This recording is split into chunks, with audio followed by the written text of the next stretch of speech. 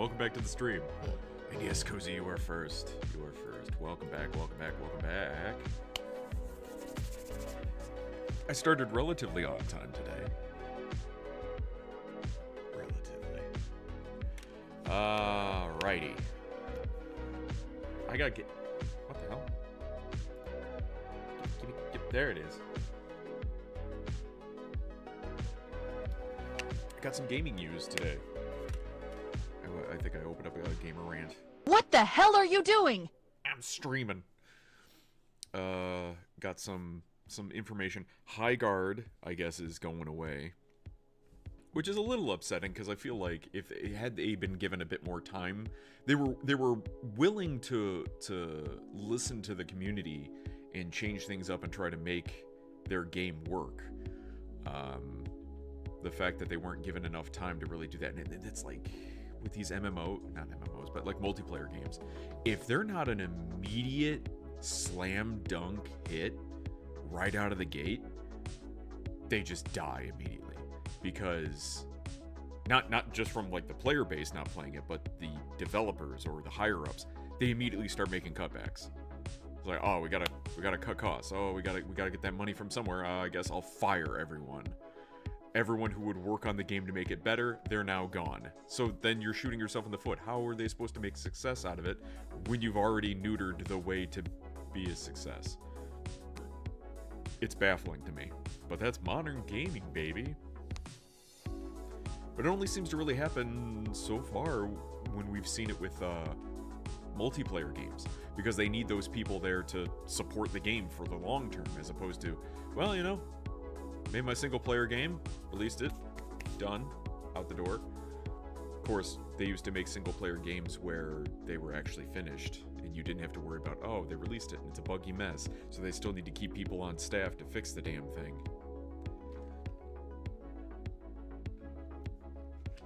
No, send it out the door, fixed. Send it out the door, ready to go.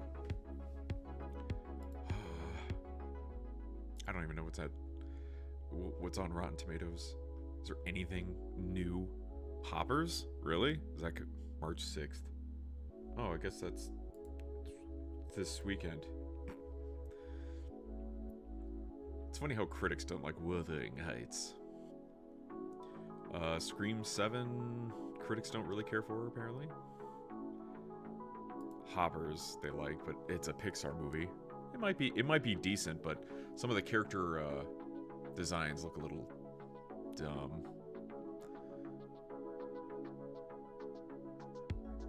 John Hamm, Meryl Streep, the Insect Queen, Dave Franco.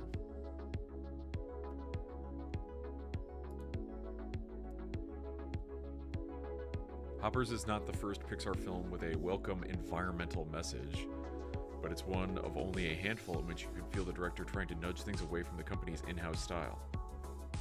I guess that's something positive. Hoppers hops high into the upper tiers of Pixar with stunning animation, layered yet fittingly fun animal world building, an emotionally heavy story of a young woman not only fighting for what she believes in, but carrying on the spirit of her grandma.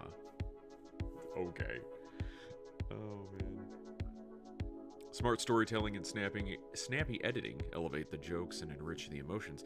The animation bursting with autumnal colors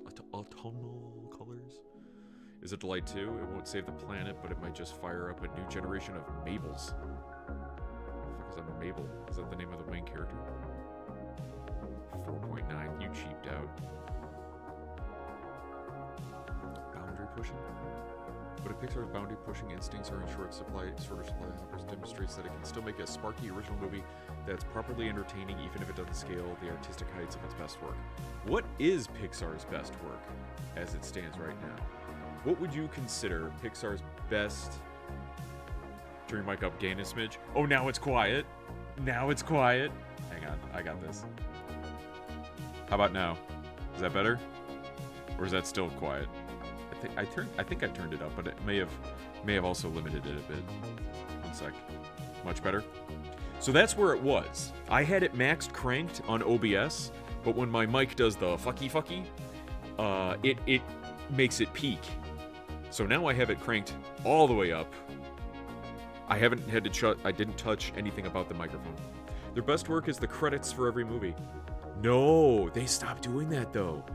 They're okay. When did they stop doing that? Oh fuck.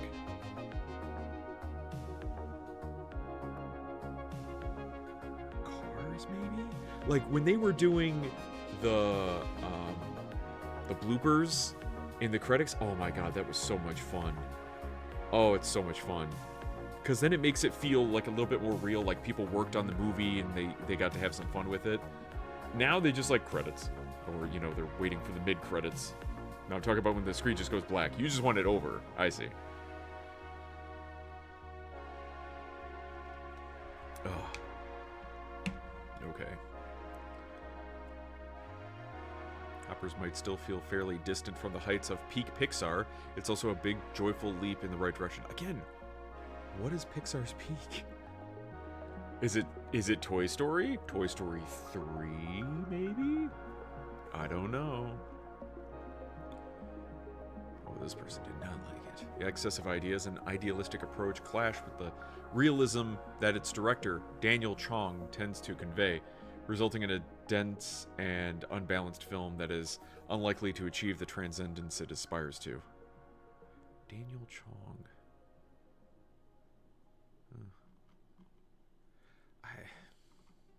A lot of these films from Pixar, they usually have, like, whoever the main character, or whoever the director is, they tend to... We Bare Bears. They tend to, for some reason, like, do self-inserts to things.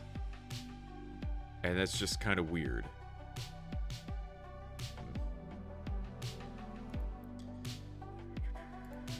No reviews on The Bride yet. That's supposed to be this weekend. Sweekend. In 1930s Chicago, groundbreaking scientist Dr. Euphronius brings a murdered young woman back to life to be a companion for Frankenstein's monster. What happens next is beyond what either of them could have ever imagined. Jesse Buckley. Why does that name sound familiar? Jesse Buckley. Jesse Buckley. Jesse Buckley.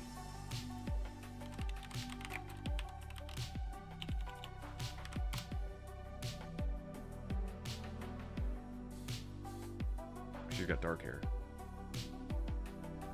What is she from? Hamnet. I don't think I've seen her in anything. Oh my god, I haven't. Fargo TV series, Romeo and Juliet TV movie, Men, I didn't see. Scrooge, A Christmas Carol, that was an animated one that they did. David Copperfield, Hamnet. How to Shoot a Ghost, Pride and Prejudice. I've not seen her in anything. Wow, okay. Strange. For a second I thought she was like the girl from... was it? The Alice in Wonderland. The Tim Burton Alice in Wonderland.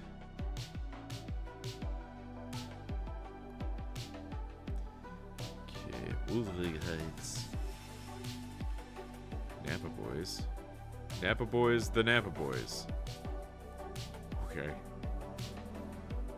You're still on Forewarned, it's on Tuesday? I changed it. Fucking what? Motherfucker, I checked that when I changed it. I set that up. You piece of shit. I'm so angry. I changed, like I double checked that to make sure it changed and it reset it back to 4. Fuck you.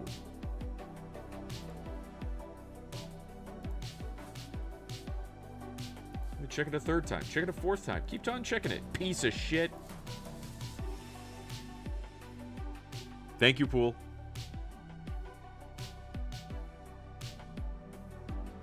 Fuck. Frustrating. Because Twitch wants you to age verify. It wants me to forewarn? Fuck. No. Psycho killer. Qu'est-ce que c'est? not a lot of new things. Certainly not a lot of new good things. One Piece. New season of One Piece is coming out.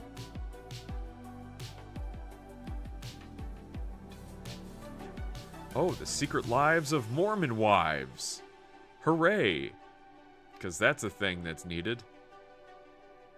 Ah, Scrubs, the new season. That's true. I haven't watched the, there's like 2 episodes out. I haven't watched either of them yet.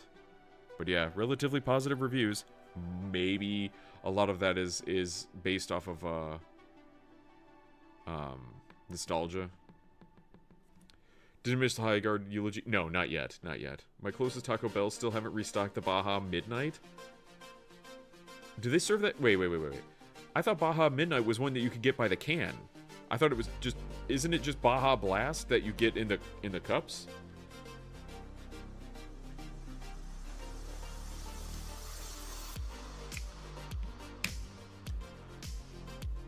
I mean, you could always buy yourself some delicious gamer subs. I don't have a code. No, it's their newest flavor. Wait, didn't they have a Mountain Dew Midnight? A purple Mountain Dew before? It was a purple Mountain Dew. Oh god, there's been so many flavors. Hang on.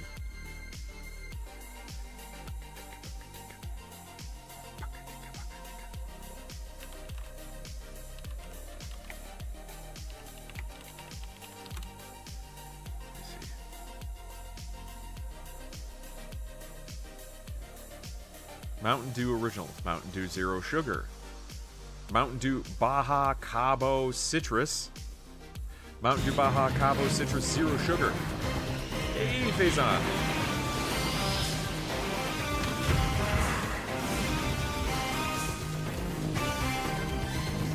Mountain Dew Baja Blast, Mountain Dew Baja Blast Zero Sugar, Mountain Dew Voltage, which looks like a raspberry? Yeah, raspberry. Mountain Dew Livewire, orange. Mountain Dew Code Red. Mountain Dew Kickstart Orange Citrus. Oh, the Kickstart ones. I'm surprised they kept Livewire. I think they got rid of the purple ones then. From their thing. Hey, Tuned. Hey, RF. Pippa's having other VTubers watch the Hot Wheels movies with her. I thought she was done! The last one she watched ended on a cliffhanger. Hello, Green, how are you? Yeah, these Mountain Dew flavors.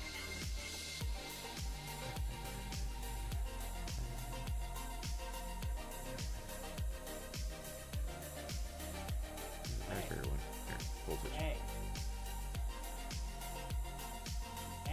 Nope, she's ordering Hot Wheels sets and cars now. Huh. When did you start this? I just, 17 minutes ago? Ish.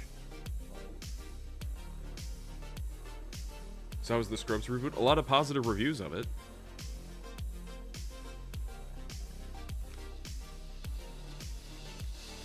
Okay. Yeah, Baja Blast.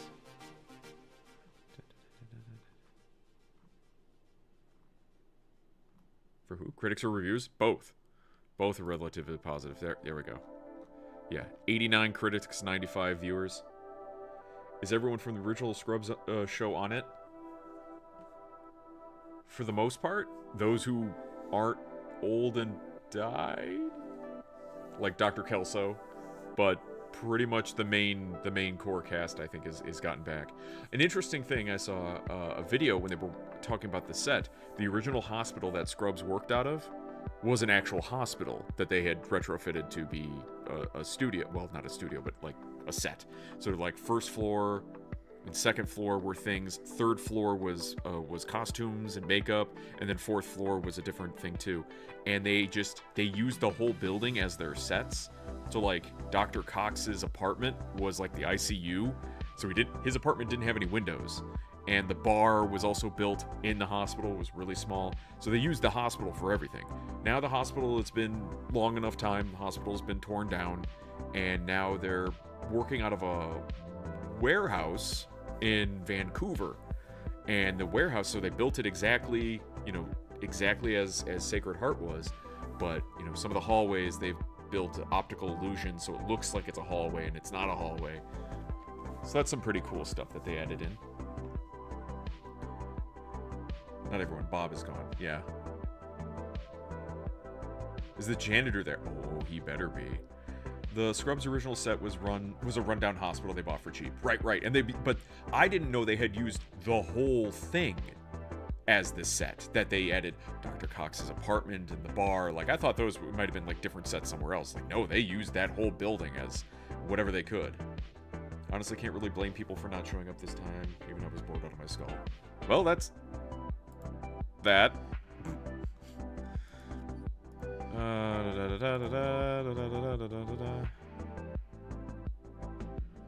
Hang on. No. Reviews, damn you.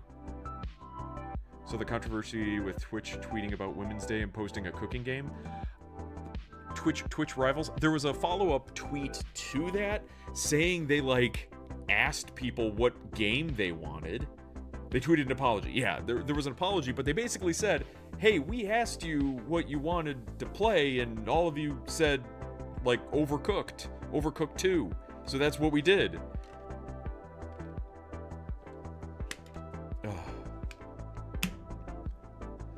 So they're just kind of, upset about it.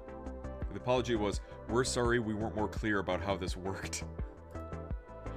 We're sorry that you chose it. Yeah, here it is.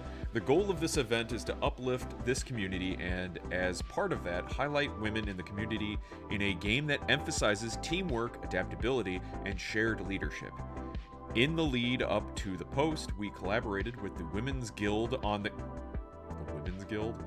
the game selection. Many games were considered before voting on 4 choices and an open voting option.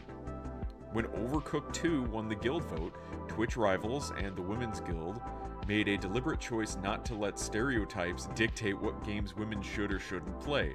That said, we should have shared more context about the rationale behind the choice, and we should have done a better job spotlighting the creators and collaboration that helped shape this show.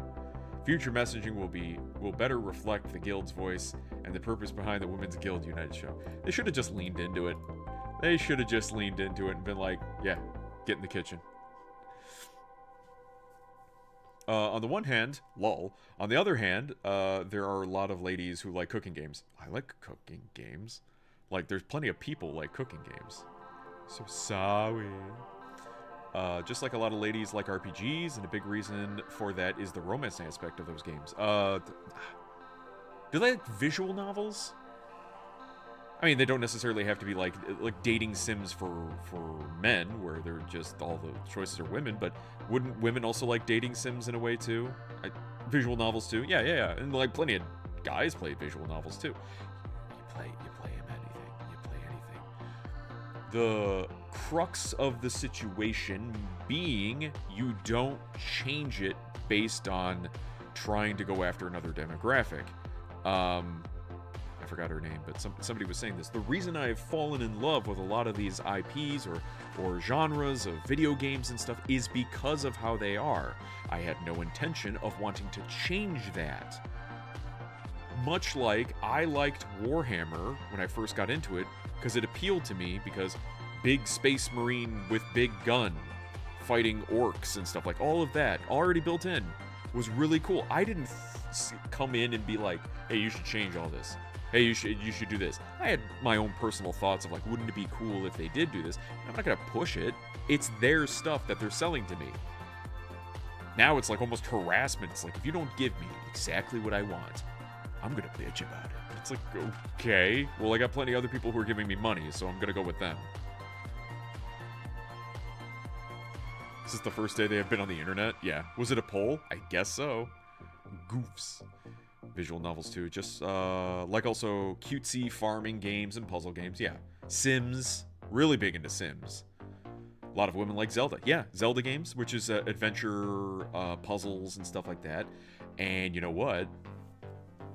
Coming into another tab that I have, one of the Gamer Rant tabs is the fact, which I've been ranting about this a lot and seeing a lot of posts about this, the Resident Evil games, and how in Requiem, a lot of women are, yes, there we go, Benji, a lot of women like Leon Kennedy. They're really into Leon Kennedy. So a lot of women who like Zelda, they really like Link. And so they like people in Nintendo, when they were designing Link, they're like, okay, we need to design Link to be cool and have, what would, women would kind of like him too, so that we can get that demographic. Because here's the thing, you make Leon Kennedy, Leon S for sexy, Leon Sexy Kennedy. If you make him sexy, I'm sure a lot of guys will still be fine playing him because he's masculine. He's got masculine traits. He's fit. He's strong. He's assertive. Like, those are things that we would want in a character that we play as men. I'm speaking for all men.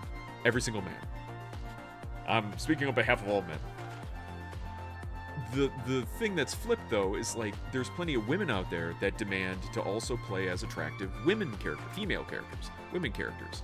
They're like, I want to play as Bayonetta, they would say, and they have. And then when people are like, no, we should make Bayonetta ugly, and it's like, bitch, I want to play as an attractive character. Jesus.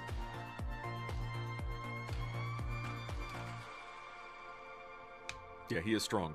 Thirsting hard for Leon, from what I've seen. I mean, I get it. Right, he looks good. I have no problem with that.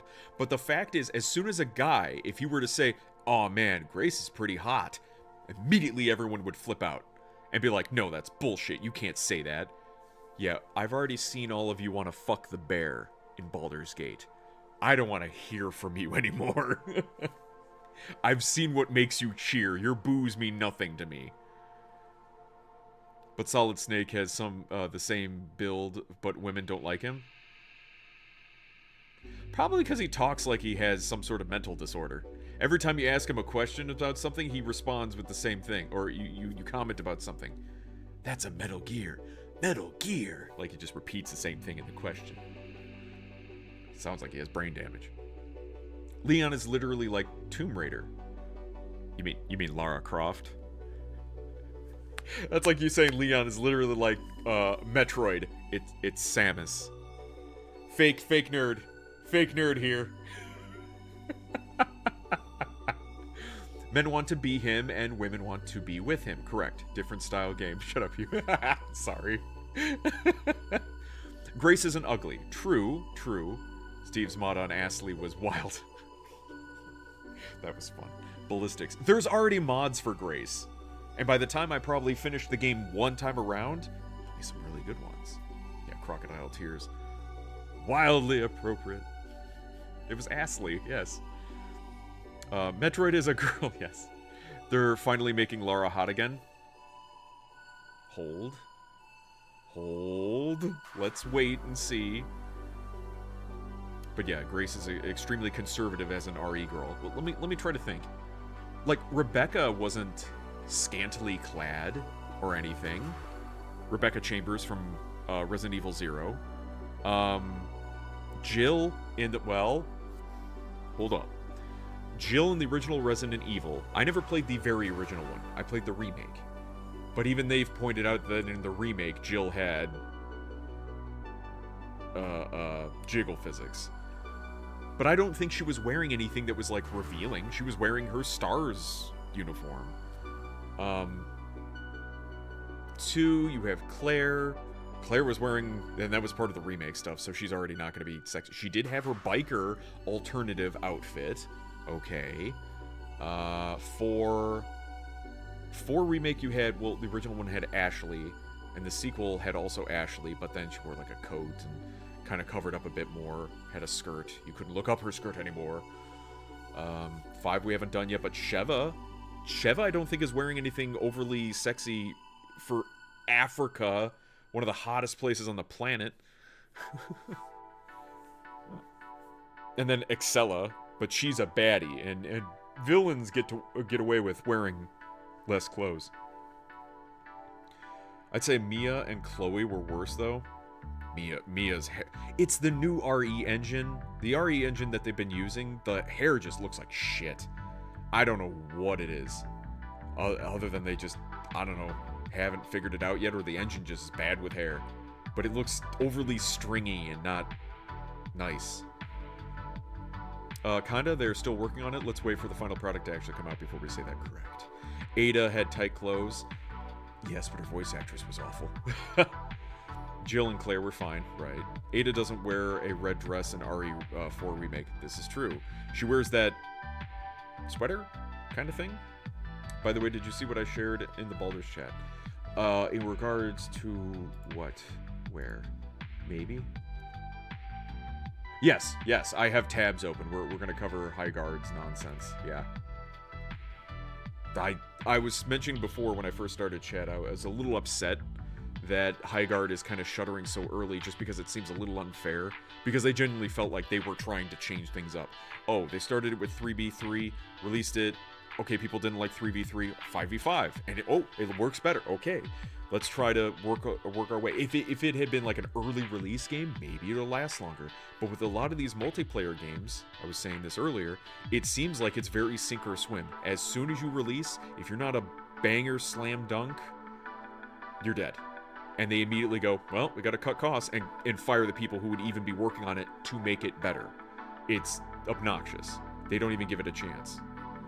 I don't think Highguard was as bad as Concord or had as much stigma behind it as Concord. I felt for quite a bit of it, it was we wanted another Titanfall and couldn't get it. Rightfully so, we couldn't get it because EA has the rights. And these people couldn't fight EA for the rights for Titanfall, so they just went off and made their own game. Very respectable, very nice. Problem is that's not what people wanted. Jessica from Revelations is a baddie. Correct! That's why her tits were out. I'm actually surprised you haven't played Stellar Blade yet. I have a backlog of a backlog, sir. Also, I think there's some sort of anti-cheat attached to it. I haven't looked into it so much yet. Just want to make sure. Sure. To be fair, Ada wearing a red dress never made sense in the original RE4. She was coming from a party, I think. Or something. She's secret agent lady. I have another opinion, but I will save it for when you cover it. Another opinion about Highguard? Okay. I mean, I'm sympathetic in a way. I don't think it was as malicious. Like, I don't feel like people should have been as malicious with Highguard as they should have been for Concord. Concord felt like manufactured slop. Highguard felt like they were actually trying, and it was just, like, terribly timed and unfortunate. Maybe TGA really was a poison chalice? Oh, the Game Awards, yeah. Whoever wrote Titanfall in the trailer script need to be dunked in tar and feather. They were just using that as a selling point, like from the makers of Titanfall and Apex Legends, because people would perk up and go, "Hey, I like those things." But then people were, expecting something like that, and it was another hero shooter. It was like, oh, it's Overwatch, it's Marvel Rivals. Like we have these games. It's fine. Bleh. Bleh. Speaking of Highguard, there we go. Highguard is shutting down this month. Another victim of publishers chasing the success of games like Fortnite. Interesting. This is from The Verge. Are you not gonna... You're not gonna let me read that?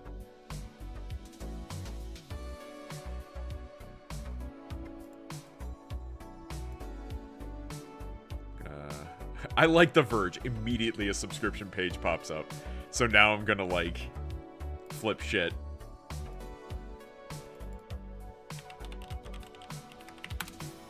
Oh, I'm gonna get around it. Don't you worry. Don't you worry, Sonny Jim. Shit.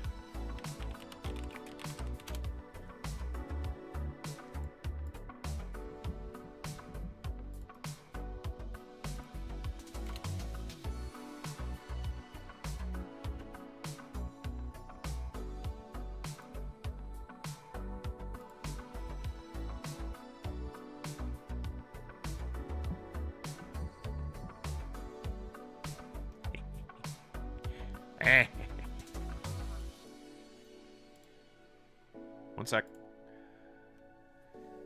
You will not hide from me. You will not prevent me from gaining information. Just went through the archive site.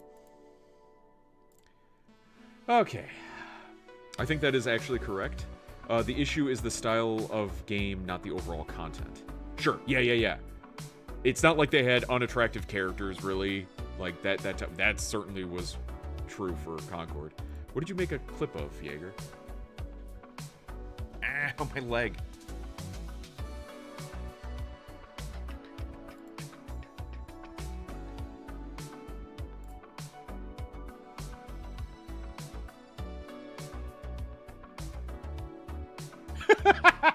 Okay, alright. Strategically cut off what I'm talking about, taking it out of context. How dare you? Alright. Son of a bitch! Even this will do it? Oh, you piece of shit.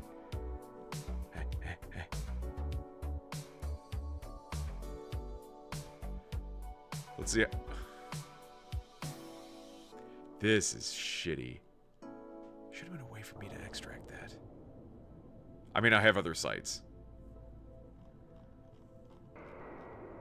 Oh, it's not even that long of an article.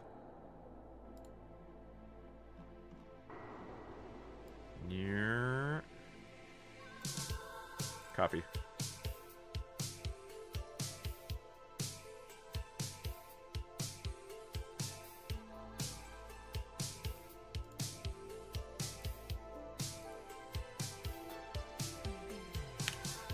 I'll find a way, Sonny Jim. I'll do it.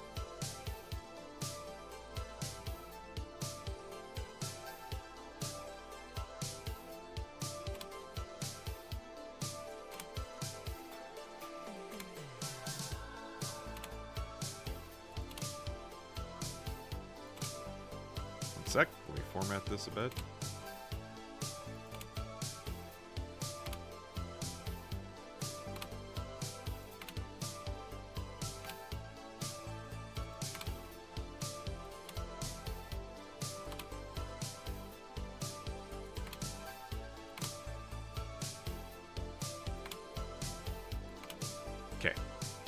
Developer Wildlight Entertainment says that even though Highguard reached 2 million players, the game will shut down permanently on March 12th.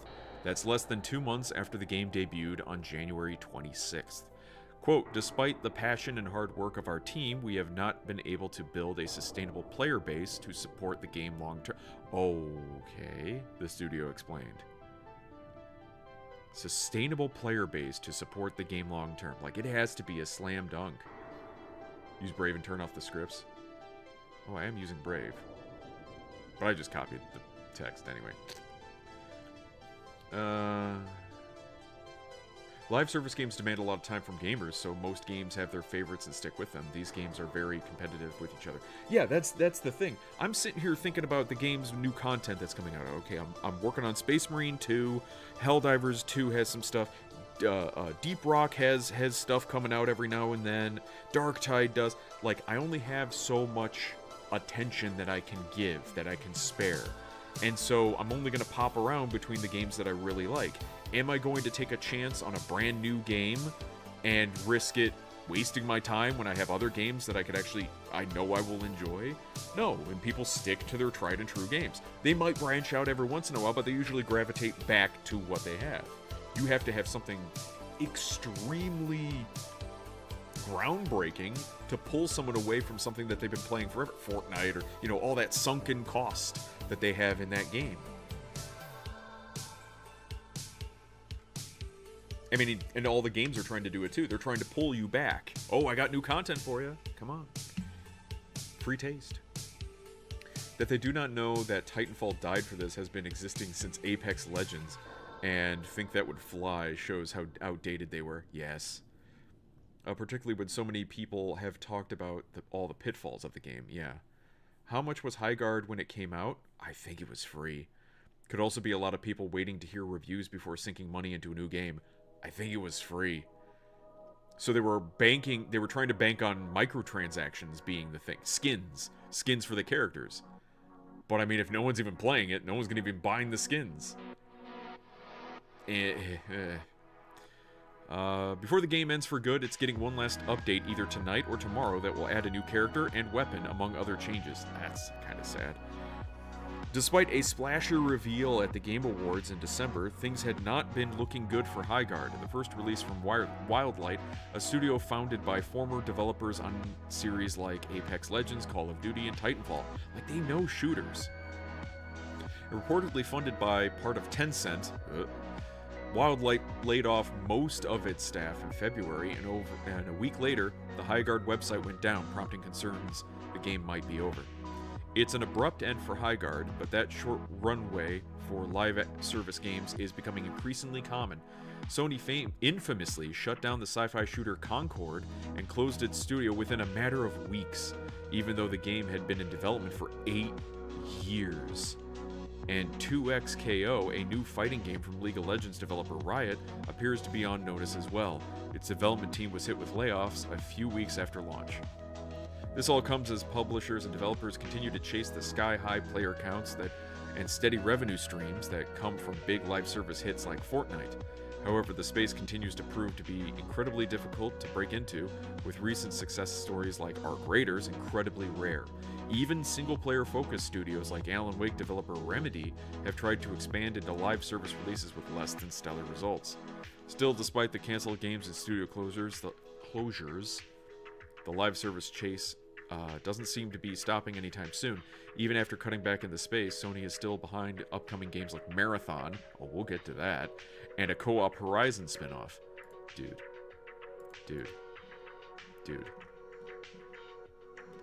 Yeah. I find it frustrating that it seems like, and people have commented on this on Twitter as well, saying that you have all these big developers, they'll look at what happened to Highguard, and they'll scoff, and they'll mock, and they'll be like, oh, we will clearly do better than them, and they're making the same fucking slop, because they're all trying to chase Fortnite, because they're so fucking jealous. They're so jealous and greedy that they see what Fortnite is doing, and they want that. They want their Fortnite. How do we knock over Fortnite and get those players over on our side and have them play our game, our piece of shit game? Well, they're not really putting a lot of effort into it, for one. And then two, it's like, I don't know if you can. I really don't know. Concord was woke garbage, Highguard was poorly timed and poorly designed. If they had just done a 20-hour single-player title, they could have probably done way better. But then that doesn't make money, and that's the problem. Ow. Even Ark is slowing down. I heard random comments. How's Tarkov doing? Didn't Tarkov like shit the bed a little bit ago? Where they made some sort of changes, and I think they lost a lot of their player base when that happened.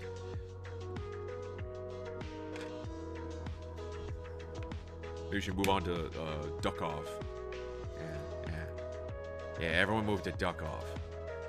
Yeah, Tarkov has been shitting the bed for a while now. That's unfortunate. I thought this was a funny article. Texas governor mistakes video game for war footage. Is that Greg Abbott? Yeah. Texas Governor Greg Abbott recently made a mistake involving the popular military simulation title War Thunder. While social media is typically used for rapid communication, the high-ranking official inadvertently shared a clip from the video game that was far from what it was claimed to be. It was reported that the politician reposted a video under the impression it was actual combat footage, though the scene was rendered in War Thunder. Oh God. The world of military gaming has reached a point where digital recreations can be nearly indistinguishable from reality to the untrained eye. Do we have trained eyes being gamers? Developers like Gaijin Entertainment create massive multiplayer experiences that focus on armored vehicles, aviation, and naval vessels from the early 1900s through to the present day. Simulations like War Thunder rely on historical documents and physical data to build over 2,500 different vehicles with realistic graphics and sound effects. Because these games are free to play and available on everything from Windows and Mac to PlayStation 5 and Xbox Series XS, high-fidelity gameplay footage is constantly being shared across the internet. Greg Abbott tonight reposted and then deleted a video clip claiming to show a U.S. vessel shooting down an Iranian plane. Bye-bye, he wrote. But it's not real. The clip, commenters pointed out, appears to come from a World War II video game called War Thunder. Oh no. But at least he deleted it, I guess. The line between gaming and reality blurred significantly for Abbott this past Sunday, March 1st. The governor reposted a video on Twitter apparently believing he was watching live footage of a United States warship downing an Iranian fighter jet. Abbott even added a cheeky bye-bye caption to the post before it was quickly scrubbed from his profile. The clip he shared was originally uploaded by a pro-Donald Trump account that claimed to show an intense showdown between an Iranian plane and a U.S. ship. That's why ARC did as well as it did, is probably because, yeah, people coming off of Targa. My eyes. Not the first time politicians have thought video game footage was actual war footage. Can you imagine? Back in, like, when it was, Atari.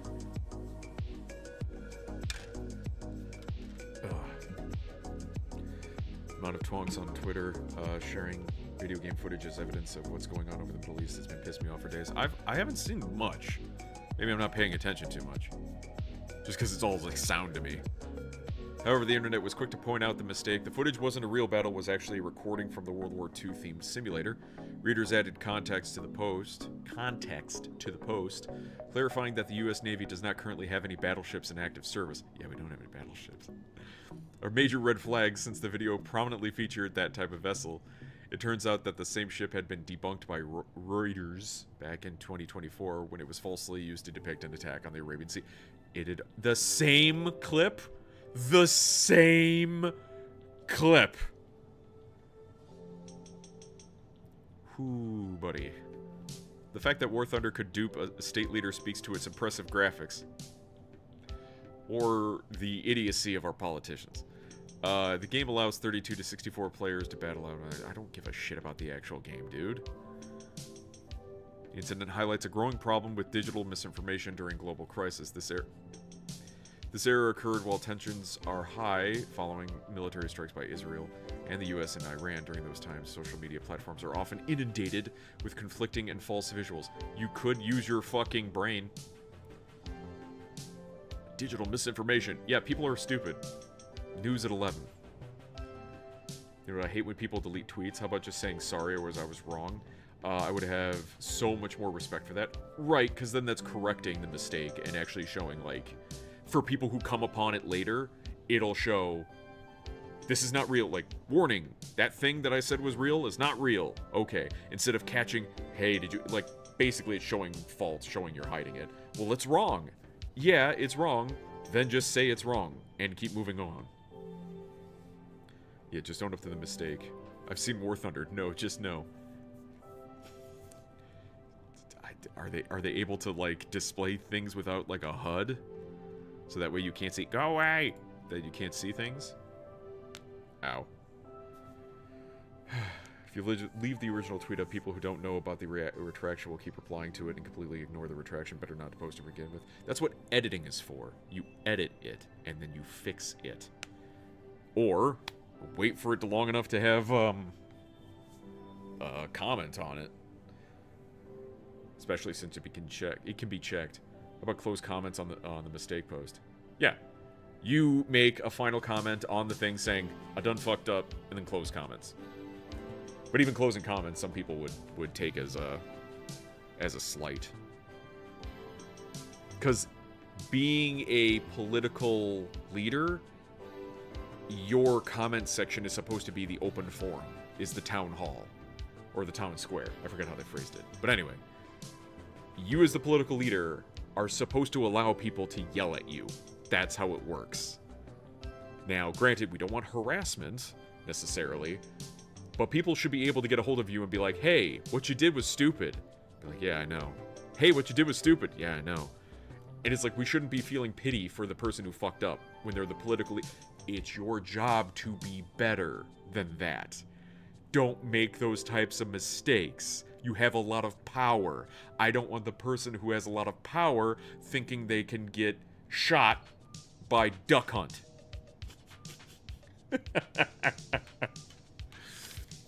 Oh god, are they still talking about politics? Wait. This is far from the first time a video game has been mistaken for the real thing.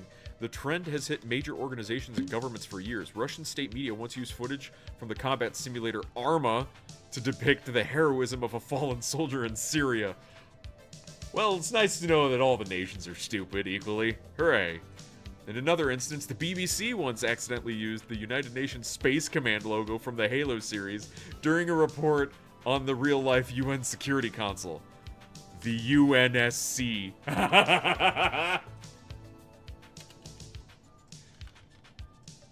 Oh, boy.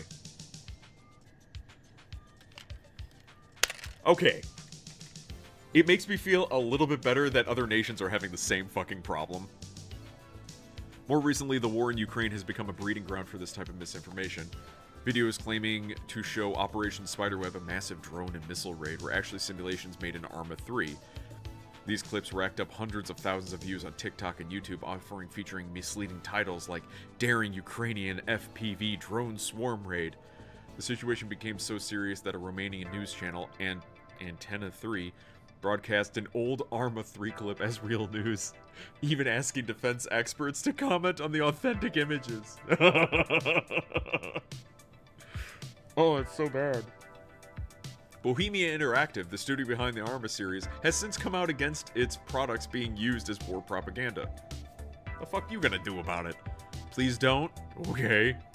They explain that players offer use mods to customize the game's visuals, making them look even more like grainy combat footage. Similarly, Gaijin Entertainment's War Thunder features highly detailed vehicles based on historical documents, which makes their firestorms and naval battles look convincing to anyone scrolling quickly through a social media feed. But yeah, no one's having that little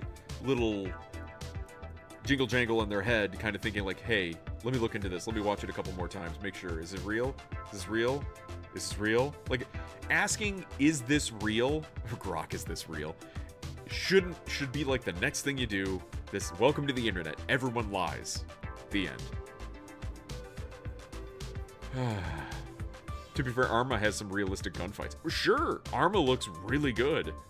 However, here's hoping wars slow down sometime this year. Wouldn't want Ace Combat 6 to get delayed.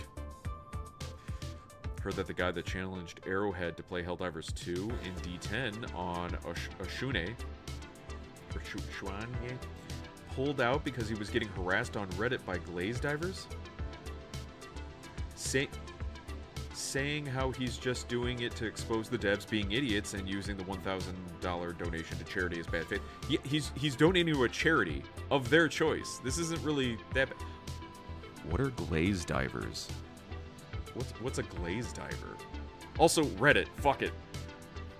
Should have used a BF game and show people jumping out of planes and explosions.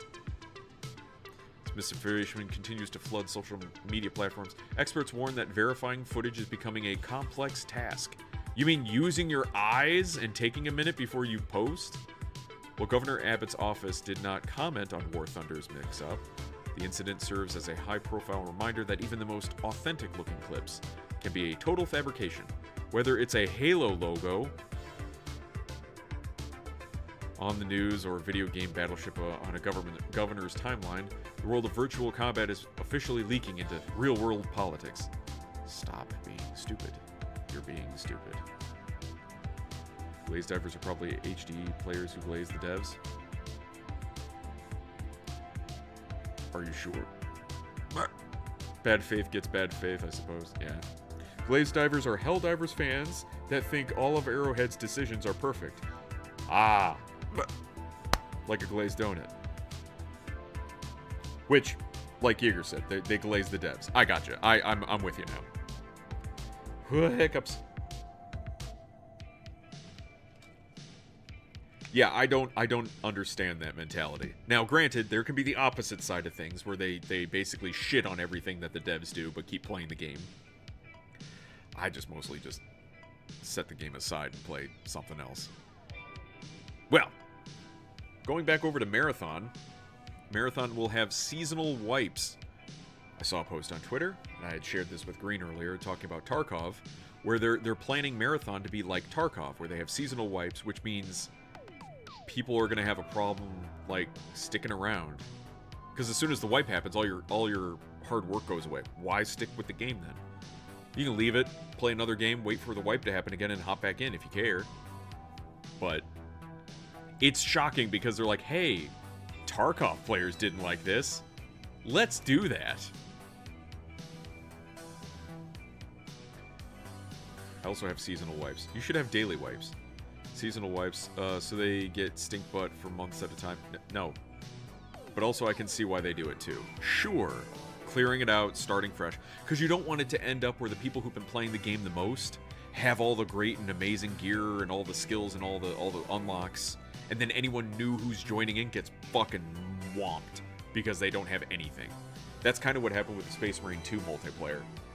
You come into that and you're like, everyone else has all the gear. I have nothing. Gold Bidet is on Eververse. Gold Bidet? What? Marathon developer Bungie revealed that at the start of the game's content seasons, players' progress will be wiped. Bungie, the developer behind Destiny and the original Halo games, no one works for Bungie who worked on those games, looks to bring the tight gunplay and mobility it's known for to the live service extraction shooter genre.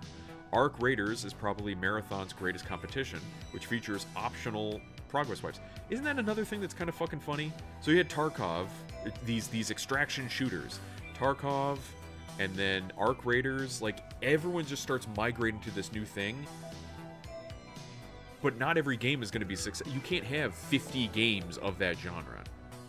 You're going to have to start having overlapping, like, well, why should I buy that game over that game? Just like racing games or fighting games, not everyone needs one. And then they start being the same. And I'm not going to buy 5 of the same games. It'll be interesting to see how players respond to Bungie's forced progress wipes when the game releases. The stylish Marathon will be available on PlayStation 5, PC, and Xbox Series X beginning on March 5th. Oh, that's this week. Marathon just finished its server slam, which ran from February 26th to March 2nd. According to SteamDB, the game peaked at 143,621 concurrent players on Steam when the server slam kicked off. Going just by server engagement, the server slam seems to have been a success. While players didn't get access to the entire game, it did give them a feel of what to expect once the extraction shooter releases later this week. The consensus seems to be mostly positive with a few kinks Bungie might need to work out. Some players have reported being put off by a steep learning curve, confusing menus, and sparse player versus player encounters. I just think it looks fucking weird. I think Ark did a really interesting thing where they have the player character get sent into space and then start a new character with the character levels of the first character. Oh, at least something carries over. They should have used footage from Escape from Duckov. Yes. I miss multiplayer games that provide beginners good enough gear that they help them fight higher level players. I remember, like, back when Halo was first happening, like, you all start on an even playing field. That's the multiplayer side of things. People wanted to be rewarded for their time, but how do you reward players for their time without giving them an edge over people who are starting new? I can see the conflict there. Marathon's season will last roughly 3 months and introduce fresh content, including new runner shells, gear, zones, and events. More importantly, the developer revealed that with each new season, player progress will be wiped, meaning everyone will have to start over from level 1 once the new content becomes available. That means grinding faction reputation, contracts, kits, and everything else each time a season starts up. However, Bungie did say that players wouldn't have to unlock the factions again when a season starts. Cosmetics, milestone rewards, and codex progression will also carry over. The developer also said there could be other forms of progression that carry over, but it didn't provide specifics.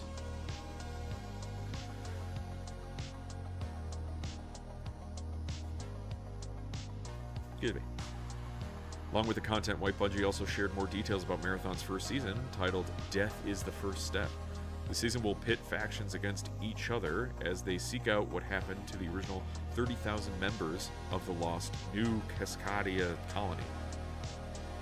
Players will unlock a new end-game zone called Cryo Archive that features puzzles and potentially a major PvE boss. Later in March, Ranked Mode will become available, which presumably features better gear and stronger enemies. Bungie said to expect more details about Ranked Mode closer to the game's March 5th launch. The developer also offered a look ahead at Marathon's second season called Nightfall, which will introduce new gameplay systems in the nighttime survival mode. Among other things, Death is the First Step begins March 5th, so players should expect Nightfall to land sometime in June. One thing I get upset by a lot of these live service games, it feels very much like if you are not on top of it immediately on launch, you're going to be losing out on some content. Like Marvel Rivals even did like their seasons and stuff. Now you can go back and buy previous seasons. Again, I hate this crap of the FOMO aspect of things, of like, you gotta be there. Well, no one was there, so you didn't get any of the good stuff, and people are gonna come in years down. Oh, I'm sorry I couldn't pick up that game when it launched. I didn't have a computer, or I didn't have a console. I wasn't there. I wasn't there for the game. Imagine like a Zelda or Mega Man or any of those old classic games that we grew up with, the NES and the Sega Genesis, Sonic, where it's like, after a year, you're going to miss some content in that game. So, hurry up and pick up that Sonic game. No, the reason to pick up that Sonic game was because it was a good game. You wanted to play the game. Just the game. Just it, of itself. Everything was already there in its own little cartridge. You didn't have to worry about, I gotta get it sooner because I'll miss out on stuff. They've, like, manufactured you missing out on things, and that's obscene. PvE will always be better than PvP. I enjoy PvE so much more than PvP. PvP loses value nowadays from rampant cheats. Either cheats or just people being fucking awful. Either just low skilled or just toxic. I miss the day when most cheat I had seen was dudes farming medals on Battlefield 2 by knife and res each other out in a map corner. Is that really cheating though? That's just you being a goober and farming. You kind of need somebody else to be in agreement on that.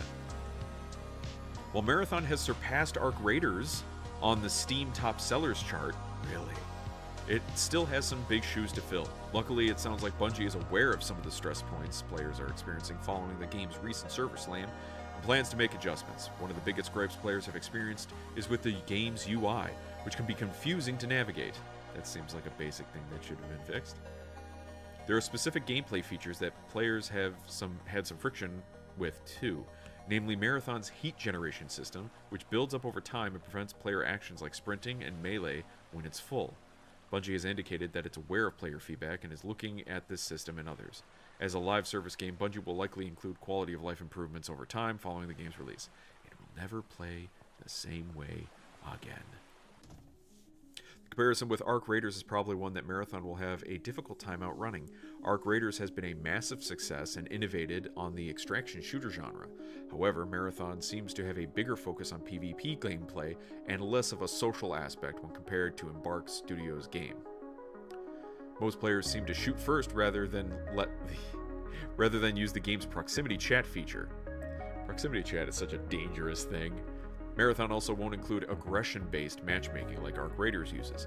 Only time will tell if Marathon's post-launch content and continued support will be enough to carve out a name for itself in the extraction shooter genre. Extraction shooter. I will never play any of those. The Bungie is not Bungie anymore. I really wish after you lose like the last person who was ever part of a company, you just rename the company.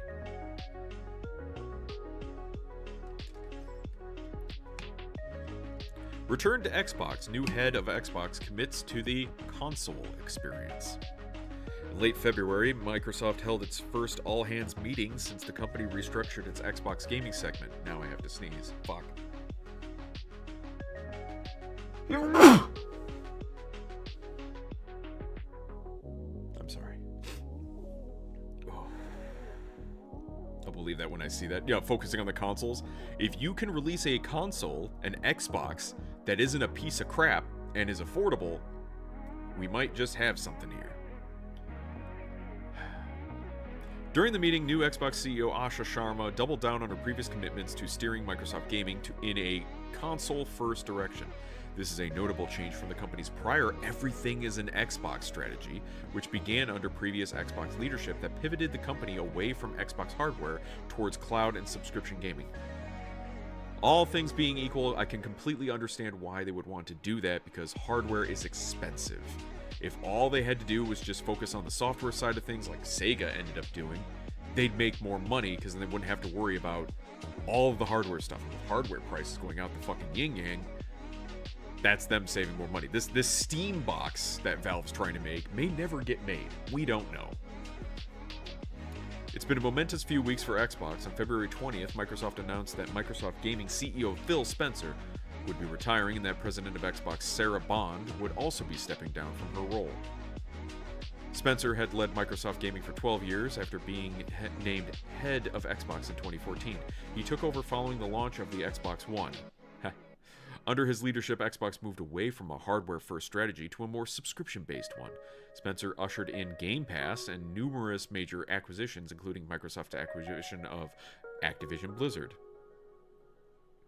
Along with Bond, Spencer pushed the everything is an Xbox strategy. Many believed the leadership role would pass from Spencer to Bond, but in an unexpected turn of events, Microsoft opted to give it to the CEO title to Sharma, the former president of Microsoft's Core AI product group. Microsoft Gaming leadership change marks the end of an era for Xbox.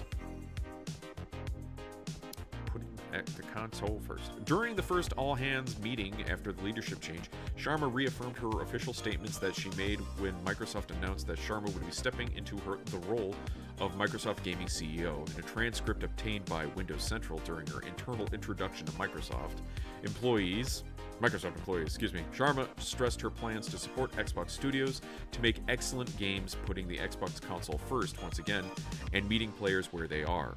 She also indicated that she was open to rethinking some of Xbox Reese's decisions. In the back of my head, I'm wondering if it's going to be another case like they do with some other companies where they like tank it and reduce the cost so they can sell it off. Just something to think about. It's been many times that has happened where they're like, man, that brand really went downhill. Yeah, they did that so they could reduce the cost on it so they could sell it off. That's it. They don't give a shit about the actual product. I have 3 commitments that I laid out. We will deliver great games. Everything is downstream of great games. That means empowering studios to do our best work. The second thing is to return to Xbox. We are going to start with console and make sure that we understand that this is our reference experience. We will meet players where they are and build experiences that are instant and seamless and accessible. And third, we are living through an unprecedented era of change. We will build for the future of play. I mean, nothing that she's saying is necessarily bad right here. It's just, how are you going to go about that? Fucking show Fable, which is such a dog shit looking thing. It's not the first time Sharma has stressed getting Xbox back to its roots. In her first interview after being appointed as Microsoft's gaming lead, she confirmed that she wanted to go back to Xbox being hardware first. In Microsoft's second quarter earnings, the company revealed that hardware sales were down 25%. Lower hardware sales could be related to Microsoft's recent lack of emphasis on console exclusivity, as the company has allowed its historically exclusive franchises like Fable, Halo, Forza, and Gears of War to appear on PlayStation. Yeah, I forgot Gears of War was on PlayStation.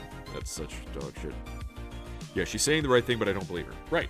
Nor do you have reason to believe her. That's the other thing. She has given us zero reason to believe her, other than the fact that we haven't seen her do anything wrong yet, because we haven't seen her do anything yet. Starting with skepticism, starting with judgment, and that this could be a complete fucking mess. Not the wrong thing to do. I hate people who are like, give her a chance. Like, yeah, but also watch her like a hawk. Don't forget the fact that we've been screwed multiple times with new CEOs and juicy, flavorless words. Players have expressed sentiment that Xbox has lost its brand identity since its everything is an Xbox strategy, and therefore hasn't given consumers a reason to buy Xbox hardware. They haven't. They fucking haven't. There's no reason to buy an Xbox Series X or S. Certainly no reason to buy an S, because that one is of lesser hardware than the X. But then why buy that when you have a PC? Why should I buy your Xbox? Oh, so you can play it in your living room. Yeah, I can hook up my computer and do the same thing. What else you got? Yeah, Xbox has killed their brand identity. They just wanted everything to be an Xbox. Yeah, I want my Xbox to be the Xbox. Now, granted, I still enjoy the fact that my Xbox One is like a media box, and I can watch Netflix through it or Amazon Prime and all sorts of stuff. Like, I really enjoy that. But I'd also really like to be able to play games on it as well. One of the things that they ended up adding, which I thought was a magnificent idea, was me being able to play my Xbox on my PC. Like, it connects through the network, and I can basically control what's going on my Xbox from my PC. I love that. That's a fantastic idea, because it's still, I'm playing on the Xbox, I'm playing through here. It just, the app on here connects to that and shares the screen. That's all that's needed. It's magnificent. However, Sharma has addressed these concerns too, albeit succinctly. When a fan expressed their feelings that first-party Xbox games should remain exclusive, Sharma responded that she hears their criticism. Going from her recent statements at the company's all hands, it seems like she might be taking what the community has been saying in recent years to heart. That doesn't fucking mean a fucking thing. I hear your criticism. Yeah, I hope you did. I said it out loud. That's what I do when I want people to hear things. I say it out loud. I hear you. Yeah, are you gonna do anything about it? You fucking twat with your fucking corpo speak. It's a good idea, but have you tried it? It's janky as hell the last time I tried it. I played the entirety of Phantom Pain from my computer through my Xbox. What else did I play? I think it was just Phantom Pain. It may be janky lately. Yeah, they may have broken it since then. That was many years ago. So, I wouldn't doubt it in the slightest. Plus, I'm like running Windows 10. So if I'm running Windows 10, they might be like, "Oh, you're on Windows 10? Fuck you. Get out of here." But yeah, every now and then, like the quality might dip a bit, but it was connected. Like I was playing quite a bit of it. Former Xbox president Sarah Bond and former Xbox CEO Phil Spencer were driving forces behind Xbox's lack of exclusivity. From Sharma's recent comments, it sounds like she's trying to reaffirm to both players and Microsoft employees that she wants to make Xbox feel like a distinct platform again. While exclusivity isn't always a good thing, it can contribute to greater diversity in gaming and provide players with more choices regarding how they want to experience their games. In her closing remarks, Sharma said she was looking ahead to Xbox's next 25 years, and that she was excited about the upcoming Game Developers Conference, which takes place March 9th to March 13th. That means there could be more news about Xbox's plans for exclusivity and hardware in the coming weeks. Keep an eye out. I also want them to not fucking...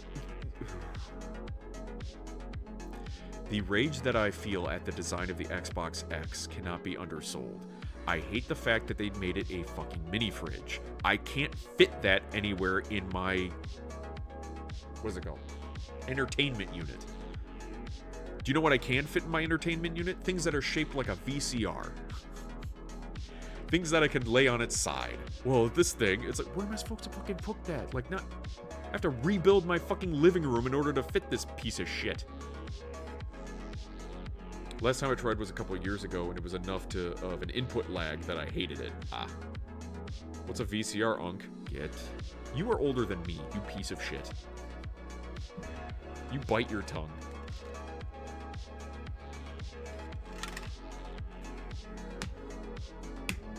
It's the thing I go to beat you to death. Alright, former High Guard dev explains why the shooter failed. So a little bit more insight to the High Guard fiasco here. Some words from the inside. A former Wildlight Entertainment employee and senior level designer for High Guard has speculated that the shooter failed because it leaned too much into the competitive scene.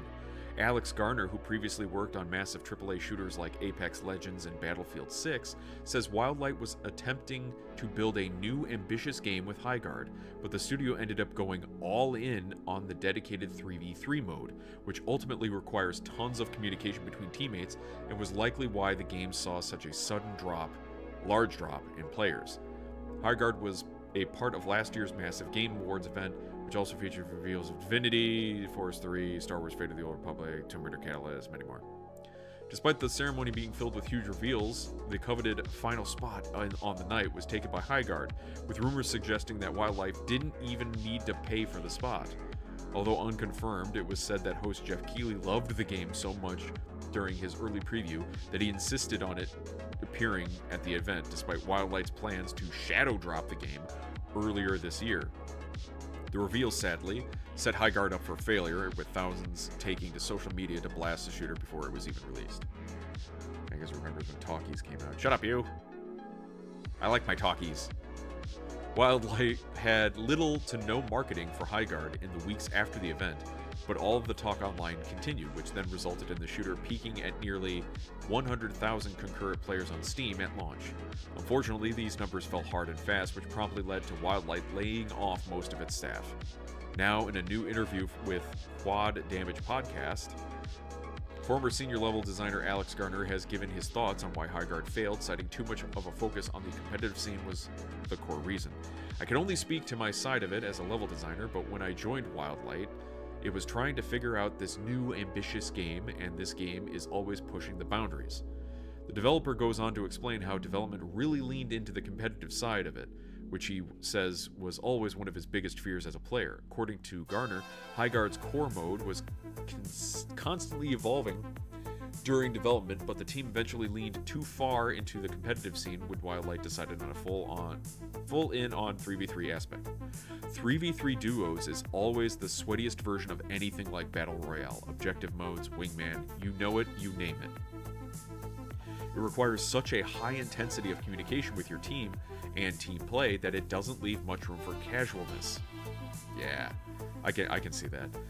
I think that was the biggest thing that turned a lot of players off Highguard, and that's one of the reasons, like I've said before, why I enjoy 18v18 in Marvel Rivals even more so than the 6v6 of the game, because at any point in time, the smaller your team size, the more you can just point to a person and be like, you are the problem, you are the one at fault here.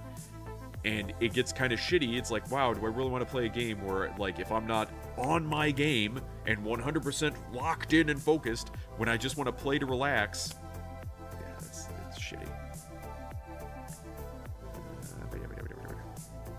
As Gardner mentions, 3v3 requires a ton of communication and teamwork, which makes it a rather unenjoyable experience to play solo. Yeah, I don't have any friends. This was one of the players' most common complaints about the shooter when it launched, but to Wildlight's credit, it did promptly add a new 5v5 mode to Highguard not long after the game's release. Unfortunately, despite the studio's best efforts to continue supporting the shooter, even after most of its developers were laid off, Highguard's numbers have continued to decline.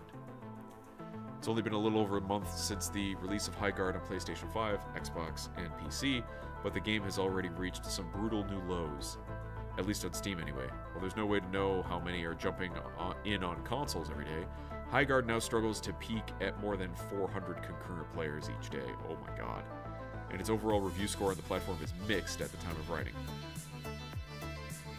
It's not good. No wonder it's going away.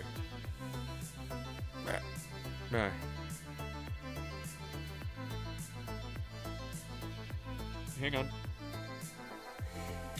There it is.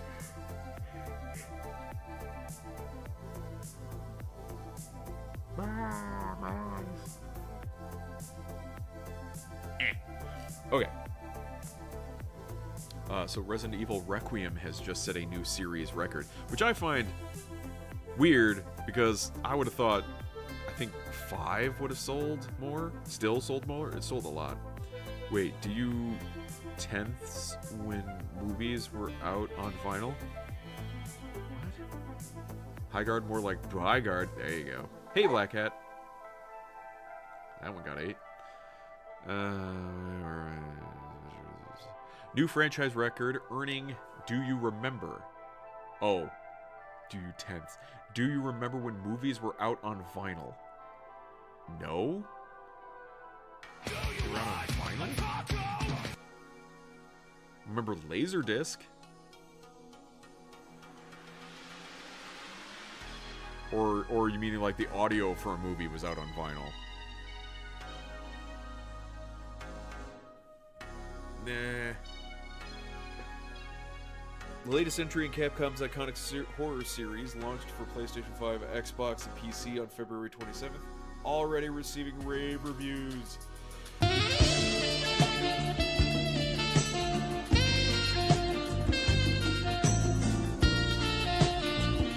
no. Oh no, I'm stuck. I can't turn my head. Drink water, you dehydrated bitch! I can't, I'm stuck. You made me stretch, now I'm stuck. Yeah,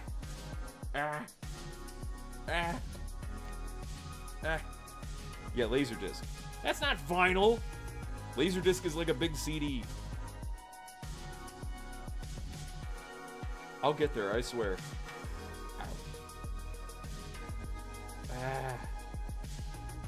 Them cheesy guns. I have not been working on my arms nearly enough.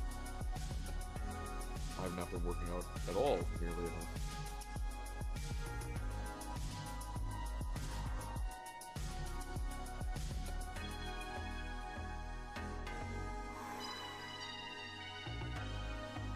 Oh god, I really felt that one.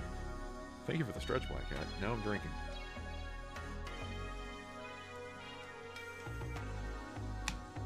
Google it. Laserdisc is vinyl that is laser inscribed. Isn't that what CDs are? Found out even in the Lady D costume for Grace, there are no jizzle physics. That's something else. There are no jizzle. Oh, I can't do it.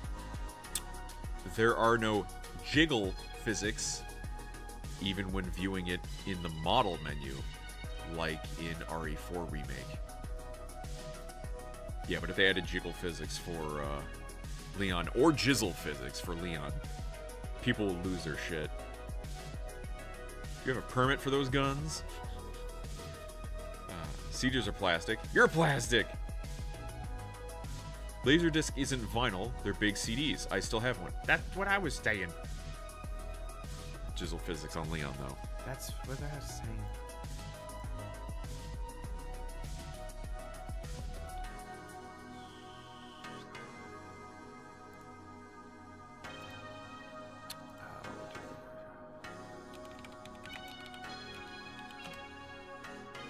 The hell is wrong with you? My mouth no worky.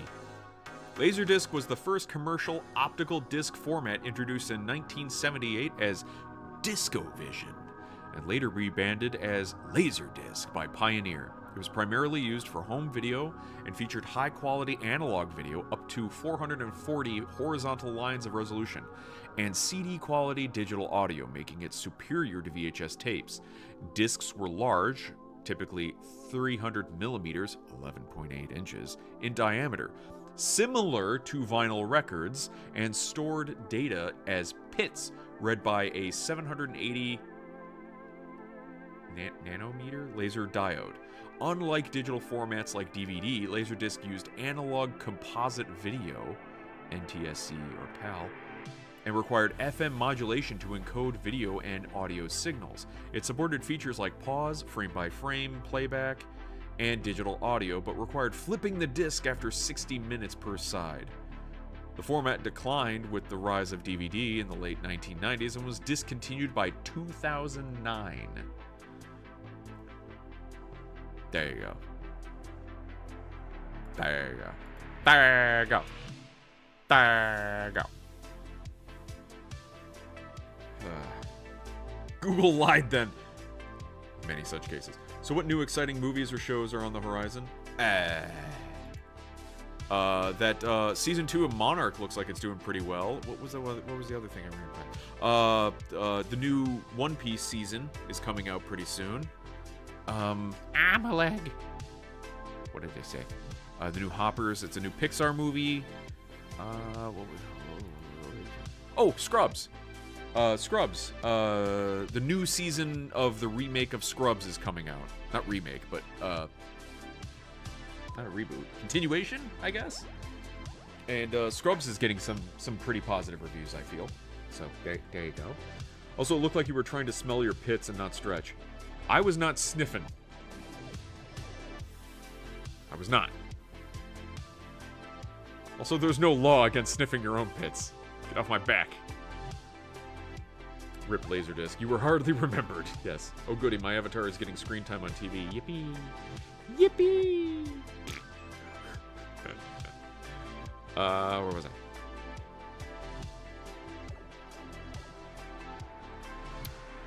Already receiving rave reviews, largely due to its perfect blend of horror and action.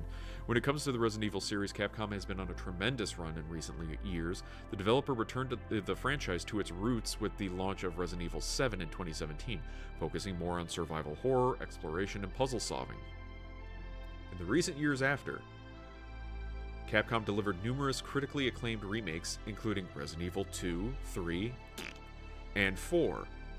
In between these remakes, the studio also shipped a brand new installment in 2021, Resident Evil Village. Now the studio has returned with Resident Evil Requiem, the 9th mainline installment in the series, which perfectly blends survival horror, and action thanks to the game's two playable protagonists, Leon and Grace. Highest Metacritic user... Really? Really? This gets it. This gets it more than 4? Or 2 remake? Yeah, you were sniffing all right. You don't know that. Sniffing for the next great cheese. Oh man, is that some cheese over there? Put your arms down. Oh. While some may say that switching between Grace's horrifying survival sequences and Leon's action-packed antics in Resident Evil Requiem can be somewhat jarring, it's clear that the majority are absolutely loving the most recent entry in the series. The majority. You mean normies? As spotted by The Gamer, Resident Evil Requiem is now the highest rated game in the franchise when it comes to user review scores. Recency bias. Before the release of Requiem, the original Resident Evil 4 held the top spot with a score of 9.1, closely followed by Resident Evil 4's 2023 remake and 2002's remake of the original Resident Evil, both of which have a user review score of 8.9.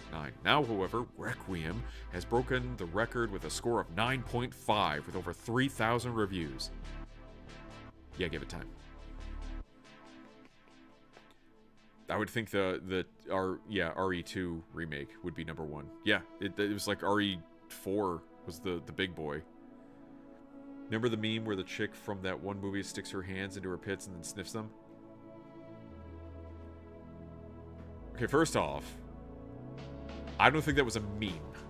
I think that was prior to memes. Second off, the name of that movie was Superstar. And yeah, she was an SNL character. Sometimes when I get nervous, I stick my hands under my pits and I sniff them like this. Yeah. I was half listening. Thank you, Tuniki. Is this rating for gameplay or sales? Gameplay. Oh, Superstar. Yes. Yikes. Yes. What's also impressive about this record is that Resident Evil Requiem is now tied with the award-winning Claire Obscure Expedition 33 as the best user-reviewed game on Metacritic. Of course, it is important to take into account that Resident Evil Requiem is only a few days old at the time of writing this article, which means its score could drop as more reviews come in. Claire Obscure's user score is made all the more impressive when you take into account that it has over 24,500 user reviews on Metacritic, whereas Requiem currently has over 3,000. But with that being said, fans do appear to be loving the latest Resident Evil game, as its Steam rating currently overwhelmingly positive with 18,000 reviews. Again, recency bias. You are going to have a butt ton of people who are going to want to play the game as soon as it comes out. Those people who want to play the game as soon as it comes out are going to say good things about it because they've been wanting to play it. People wait and bide their time and take their time to play it will probably have a more neutral stance on the game because they're not champing at the bit to get it. Got discombobulated. Why don't we all get discombobulated? Everyone gets a little discombobulated sometimes. Given the months of hype and rave reviews from critics, it's no surprise Resident Evil Requiem has been blowing up on Steam over its launch weekend. Okay. Okay.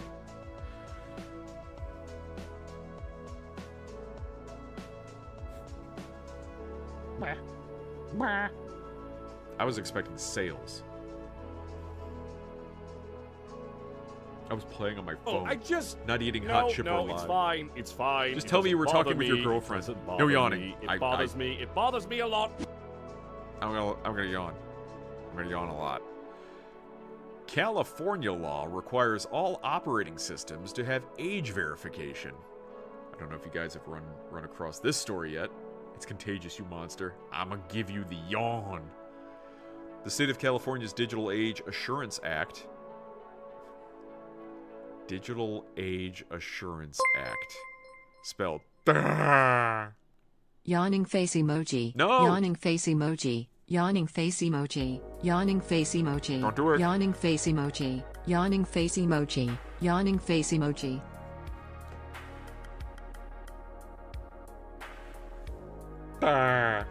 Yes. Which was passed last year, will soon require every PC and mobile operating system provider to ask users for their age at account setup and then send the data to app developers. Although the California law does not take effect until 2027, this would affect Windows, Mac, and Linux PC users alike throughout the Golden State. How the fuck are you going to do that for Linux? California's Digital Age Assurance Act was signed into law by Governor Newsom in October 2025 after it unanimously passed both chambers of the California State Legislature. You fucking hacks. AB 1043 would mandate that operating system providers include a real-time application program interface that categorizes users into one of 4 age brackets. These brackets are for users under 13, ages 13 to 16, ages 16 to under 18, and anyone 18 and older. They probably separated out for school-based stuff or something. The data would then be sent to any developers that request that information from a user based in California when an app is downloaded or launched, which would then be used for content distribution purposes. What the Can fuck? you read? What are you, stupid? No, I can't. What?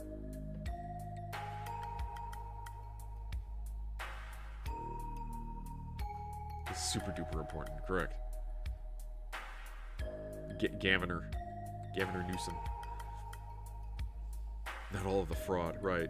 Bro, do you need speech lessons? I'm tired. What if they lie about their age? Like every single porn site that we've ever had? Yes. Yes. Although age verification measures in games like Roblox have forced users to upload a facial scan to prove their age, California's upcoming Digital Age Assurance Act will not require such controversial measures. AB 1043 will just require California-based users to enter their date of birth upon creating an account with companies like Microsoft, Apple, or Google, depending on the operating system they plan to access. The law encompasses anything that uses an operating system, from PCs to mobile devices and game consoles. However, it does not apply to any broadband ISPs or telecommunications services. It does not allow developers to share a user's information with a third party for any purpose other than for verification. It's not their choice when they get hacked. I don't care that you didn't share it. I care that you have my information, and I don't know how secure your systems are. Plus the fact that if we know all the money's in the bank vault gets attacked more. So if all these people have access to your information, they know, oh, I'll just hit up fucking Microsoft, Apple, and Google and weed my way around and try to find stuff. What? Somebody hacked into Microsoft? That doesn't happen. Microsoft is having problems now just running its fucking operating system. What makes you think that they're, as a big company, are secure at all? So someone's date of birth will be available for all apps. This is stupid. Yeah. They're handing it out. They're using your information for other... It's so fucking dumb. It doesn't apply to ISPs yet. Give it a few years. Oh, everything starts in California and just shits its way across the country. A whole lot of 1/1/1900 date of births will be entered. Correct. That goes against what they did with Social Security numbers that were around for 300 years. I forgot about that. That kind of disappeared, didn't it? Allegedly, it's not the actual date of birth, just a bracket. Hold up. No, I think they want your date of birth, and then you put them into brackets.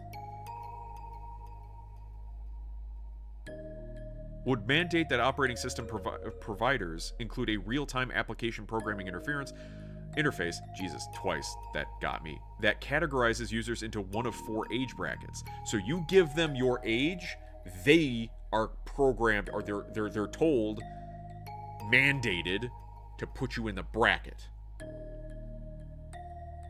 It's a bracket thing being shared with the app developers. Are you sure? Are you sure that all that's being sent is the bracket and not your literal age? The data would then be sent to any developers that request that information from a user based in California when an app is downloaded or launched. Where does that number go? Where's the money, Lebowski? Like, it's going to, like, that's it's the same thing that I got fucking irritated by with Discord and their bullshit, because it's like, okay, Discord, I give you my identification. They're like, oh, we're not going to keep it, or we're not going to associate it with your account. How are you not going to associate it with my account?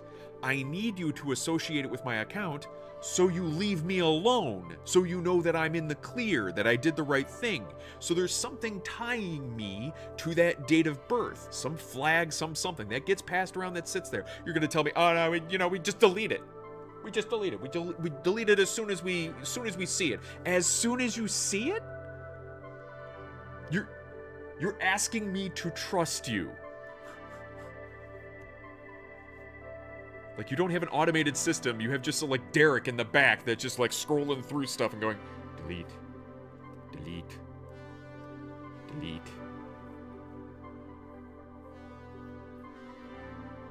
They might buy in 1776 as a birth year. They better not. Hey, that's what they say, so obviously that's all that's happening, right? I'm gonna stab you. I'm gonna stab you in the face. Then why require it at all?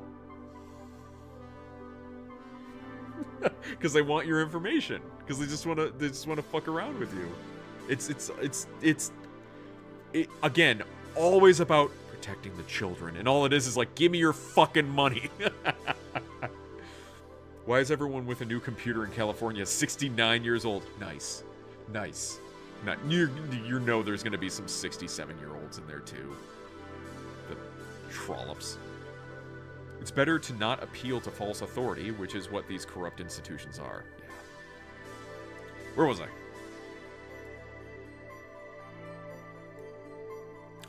Although age verification members, facial recognition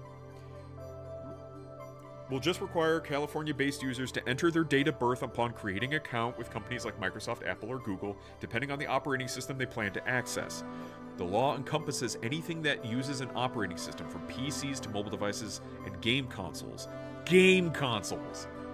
However, it does not apply to any broadband. I said that already. As it stands, AB 1043 would likely require operating systems to add an age verification API via a firmware update. However, Governor Newsom stated that despite passing AB 1043, an amendment for multi-user accounts and streaming services would likely be necessary. Newsom cited concerns from game developers and streaming services about user profiles and accounts used across multiple devices. As of this writing, no amendments to AB 1043 have been proposed, so the law will go into effect in its current state. Wow. Just more of this crap of we can't be bothered to get parents to do their own fucking job and parent their kids. We have to have big daddy government step in stupidly and do the dumbest shit when it comes to technology. They don't even understand how it fucking works. I don't trust Gavin Newsom to fucking know how to build a computer, let alone how to legislate it. Piece of shit.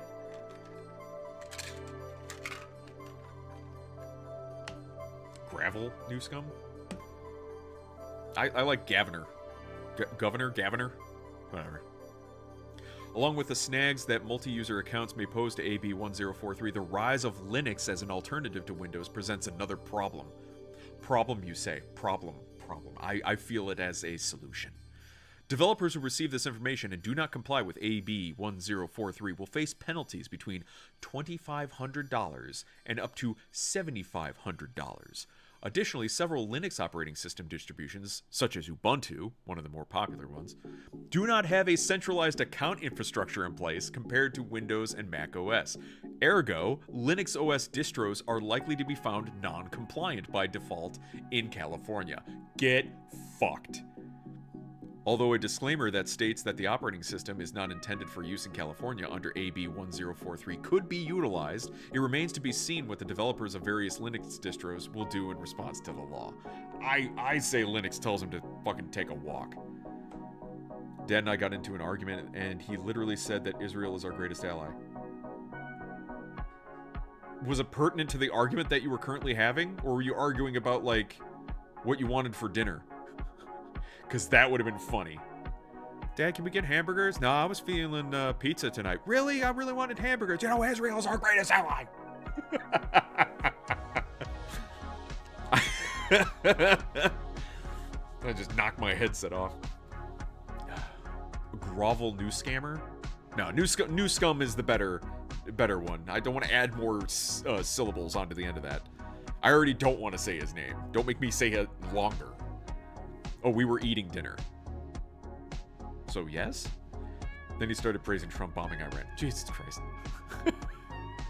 Where was I? Age verification isn't going away. Shut your fucking mouth.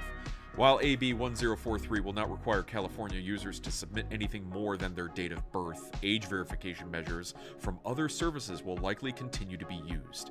Although Discord was set to launch its global age verification on March 1st, which it did prior to that, Discord delayed its controversial rollout following user backlash, and Discord is still set on activating its age verification systems in the second half of 2026. The popular voice and text apps stated it was looking for additional ways to verify user age, including credit card information that would not require a facial ID scan.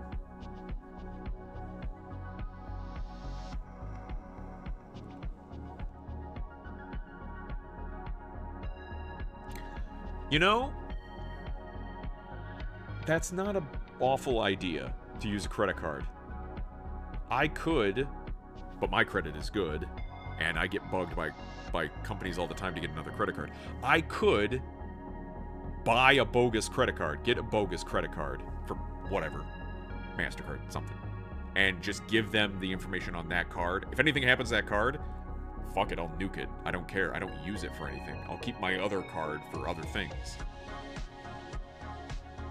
I was actually advised by, I think, a financial advisor at the bank I go to get another credit card because that'll make your credit score better.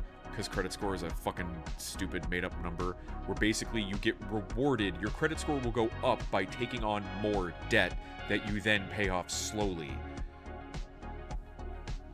Instead of like, wait, my mind goes, don't have debt, full stop, no debt. But they're like, no, debt makes it good. And like, it feels like you're trapping me, and I don't want to be trapped. He believes that Iran being taken down will cripple China. I don't know if it'll cripple China. I guess your dad doesn't approach things from a skepticism perspective. Scoopticism. Skepti-scooptas. Given the broad scope of AB 1043, the law could also impact SteamOS, which is utilized by the Steam Deck and the upcoming Steam Machine. Although Governor Newsom has proposed some amendments, time will tell what changes will be made to AB 1043 before it goes into effect. Isn't his dumbass not going to be in California very much longer? Like, he can't be governor. They have term limits there, don't they? The left always pretends to be against this kind of stuff, but are always the ones who implement it. And then they make you the bad guy when you notice. It's never about protecting the children. Protect the children. Total boomer Gen X? Wait, how can you be a boomer and Gen X? I thought those were separate. Separate.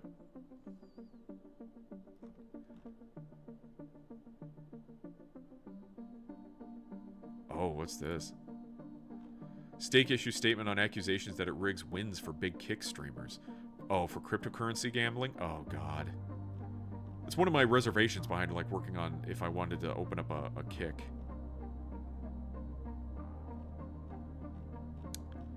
God. It's a description. Oh, okay. So he is Gen X, but okay, gotcha. Yeah, acts like a boomer. Okay.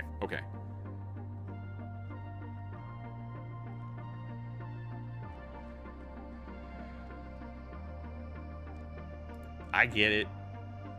I'm hip with it. And believes whatever news is on mainstream news and on Facebook. Oh God, not Facebook.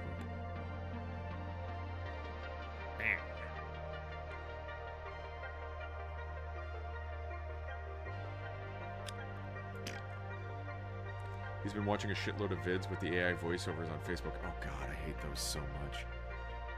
I'd rather just have like text on the screen and me read it.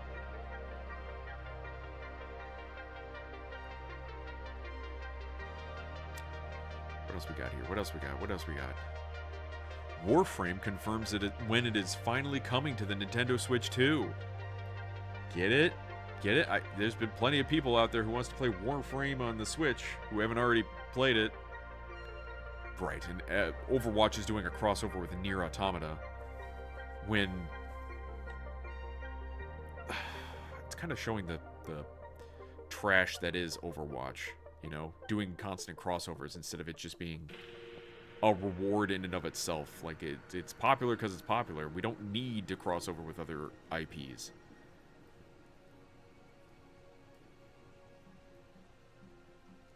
A lot of Pokemon stuff here.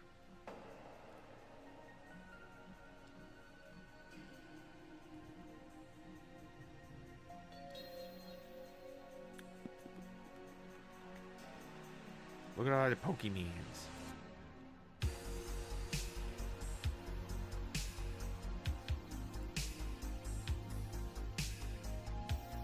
Amiibo pricing. What are they pricing the Amiibo at for Resident Evil? $19.75. It's about $20.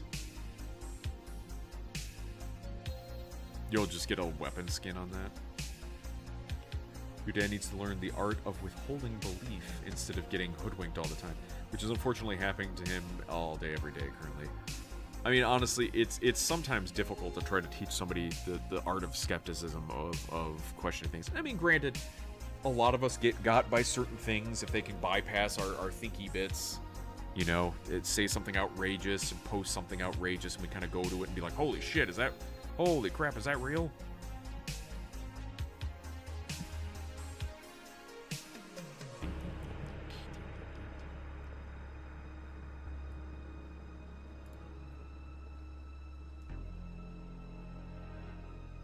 Marathon reportedly censored Arc Raiders in chat, then reversed it. Oh my god. That's not an admission of they're a threat. Brand new He-Man game. That's right. We got some trailers here. Speaking, where's the He-Man one? There we go. It looks like they did a He-Man beat 'em up like with TMNT Shredder.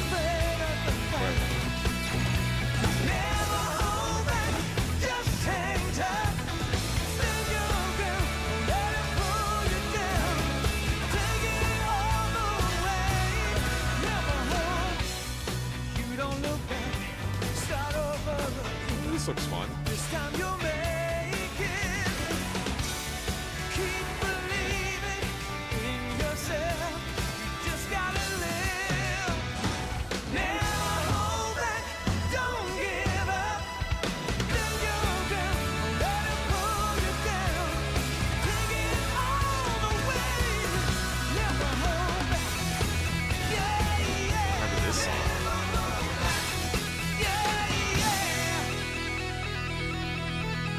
April 28th.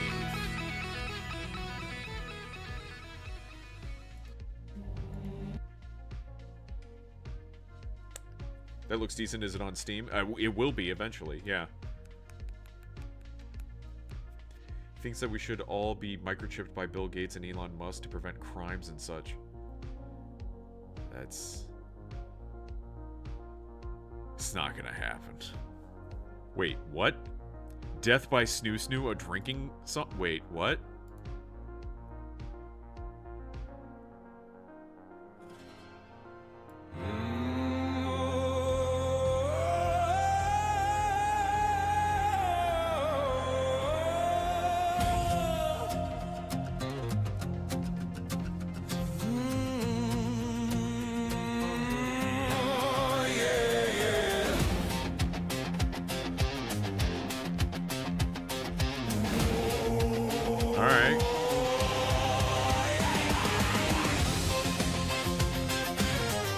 Oh, they have the lyrics already there. Thank goodness. I just docked at a Viking harbor. Met a lady worried twice my armor. She said, Bard, you look like fun. Now I'm praying to every sun. I can't outrun those thunder thighs. They flex like doom before my eyes. If this is how my tale is spun, at least I'll fall to snoo, snoo. How'd you like to go? Death by snoo, snoo. How'd you like to go? Death by snoo, snoo. How'd you like to go? Death by snoo, snoo. Crushed by a cuddle army. How'd you like to go? Death by snoo, snoo. How'd you like to go? Death by snoo, snoo. How'd you like to go? Death by snoo, snoo. Carried off so calmly. Oh, death by snoo, snoo. This doesn't actually sound like a tavern style song. Like, what makes it tavern style over just being like a rock song? Me like a feathered lute, called me adorable and kinda cute. One wing cracked my confidence, another bend my common sense. If legends speak of how I flew, it's 'cause I bounced at least times two, carved on my shield when I am through. Here lies the bard, dead by snoo, snoo. How'd you like to go? Death by snoo, snoo. How'd you like to go? Death by snoo, snoo. How'd you like to go? Death by snoo, snoo. Crushed by a cuddle army. Been seeing more people thirsting over a zombie in RE9 than Grace. Oh, that zombie has a mod already on Nexus Mods. You guys are welcome to attend the School of Skeptonomics by a guy I've come to respect over time, Chris Paul. He's on Substack exclusive with streams on Rumble on certain days a week. Ooh.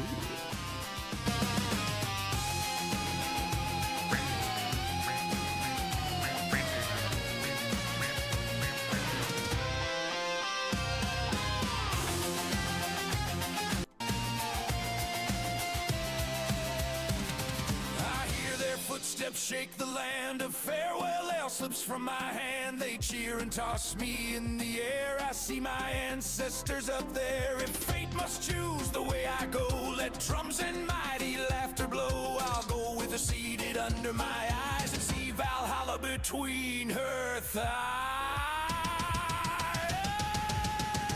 How'd you like to go? Death by snoo, snoo. How'd you like to go? My God. Death by snoo, snoo. How'd you like to go? Death by snoo, snoo. Crushed by a cuddle army. How'd you like to go? Death by snoo, snoo. How'd you like to go? Death by snoo, snoo. How'd you like to go? Death by snoo, snoo. Carried off so calmly. Oh, death by snoo, snoo.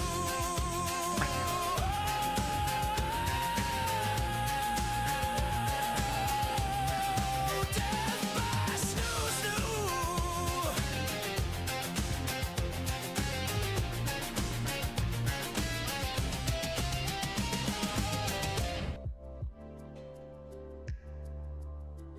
All right, that was funny. It caught my eye. Anyway, where was I?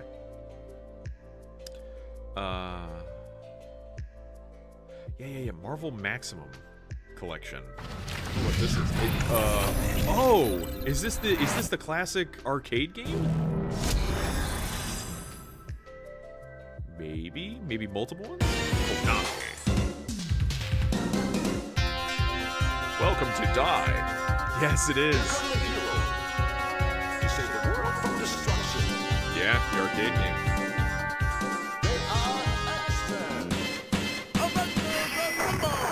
Yeah, Captain America and Avengers.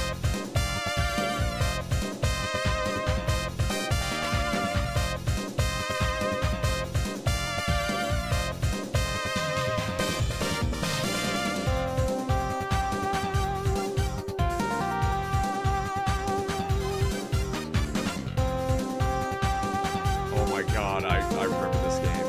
Oh my god, it was on Sega. Maximum Carnage.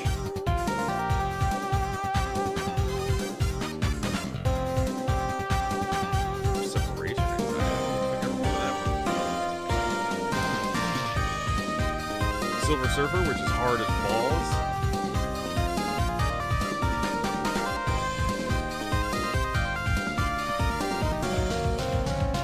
Shit. Wait. What was that poster? Oh yeah, the arcade one. I remember looking at this one, this art for that so long. So cool. Maximum Carnage.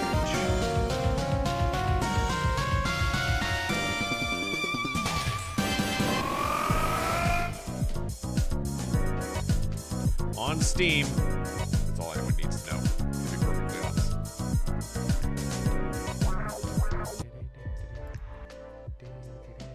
So I saw that Sarah Hess, the writer for the shittiest episodes of House of the Dragon, is now a co-showrunner for House of the Dragon in Season 2, and still wrote the worst episodes of the series.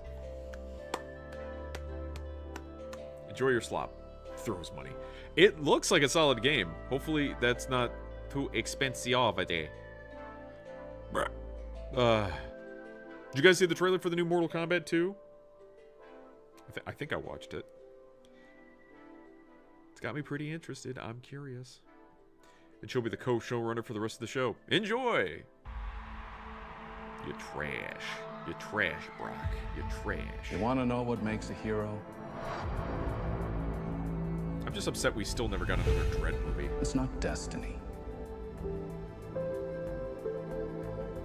It's not something you're born with.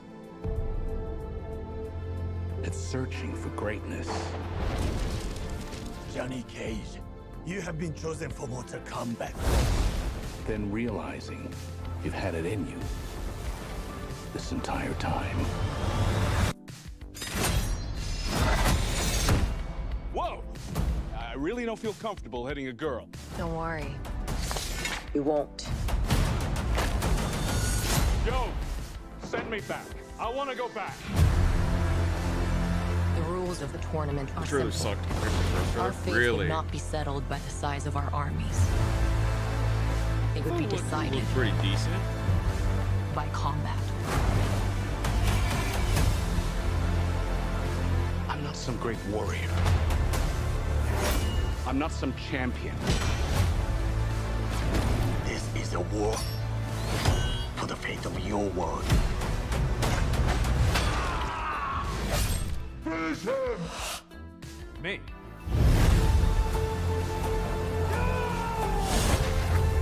Earth belongs to me. We do not kneel! They're trying to make it more Only dramatic. chance to face this together. Let's go, baby. Jade looks like shit. You, Johnny Cage, are a part of this now.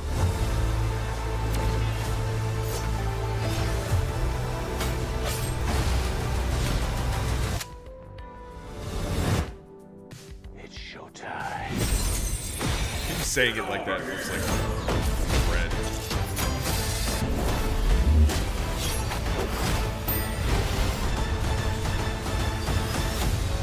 You just have to play the classic. Johnny will definitely die.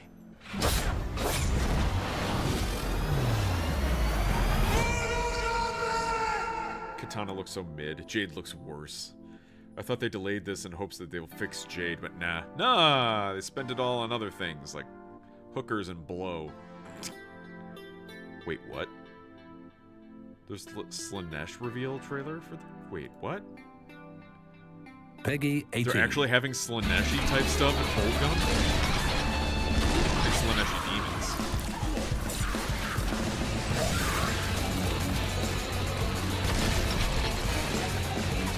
They have Poison Marine, probably.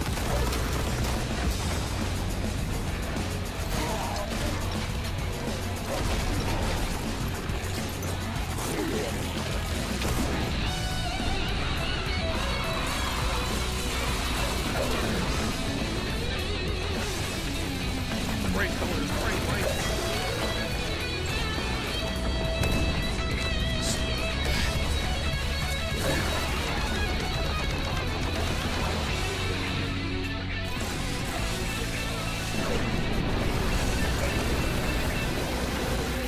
I still haven't played the first one yet.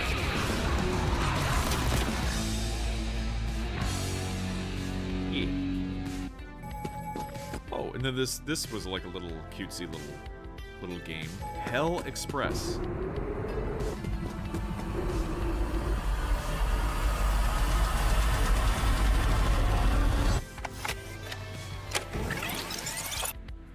Dear Enid,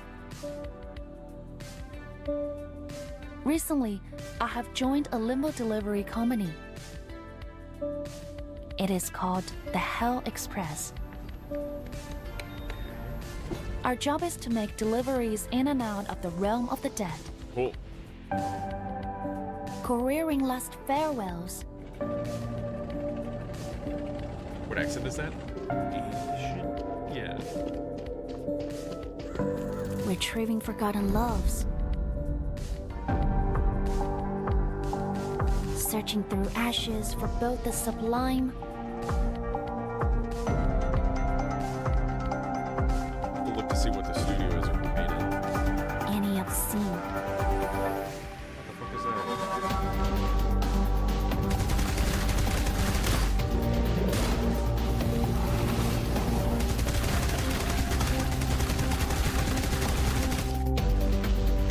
On this lonely road, we're all destined to walk.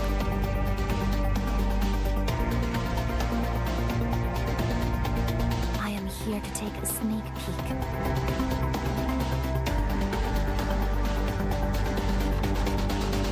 So please wait for me, just a little bit longer. I will find you there. Full Metal Bagel Games. 4-player co-op between the living world and Limbo. Yeah, I don't think I've heard of them before. Wait, what? Apex Legends and Gundam event trailer? What? Yeah, mate, you can mod a 2020 base to Olympus and back, but it's still a pea shoot in 2020. You want real firepower? Make it a Rampage. You want it accurate? You put it in Rampart's hands. Kylie, you even listening to what? Whoa! I don't know. Now that's some bloody firepower. Huh, I got a little free time. Either of you plonkers fancy a suit?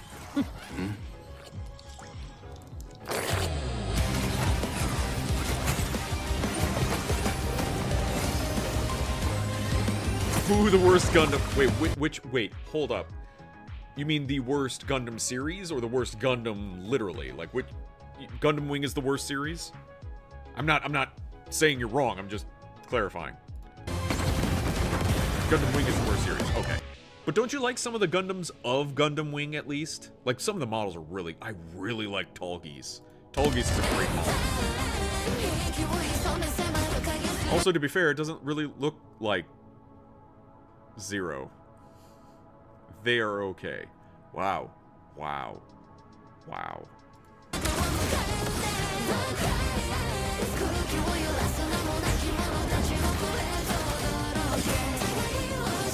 Oh god, was it Death Scythe?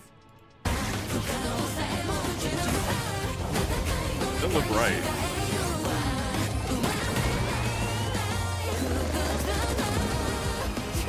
Epion.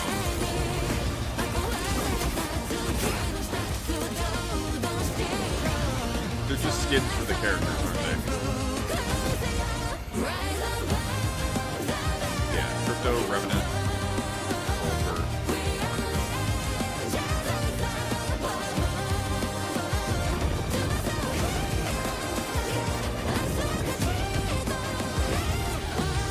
Kinda like the song.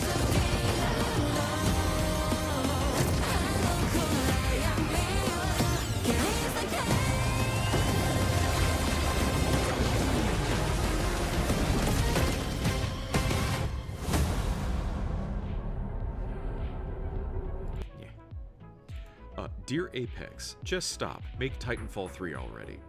First off, no, they won't. Second off, I don't think they know how. At this point, I don't think they'll know how. They got rid of all the people that would have probably made it, went off to make High Guard, and now they're going to be in the unemployment line or something. I'm going to sneeze. Oh, Jesus. This feels like a slap in the face, actually, because the Titans are essentially mobile suits.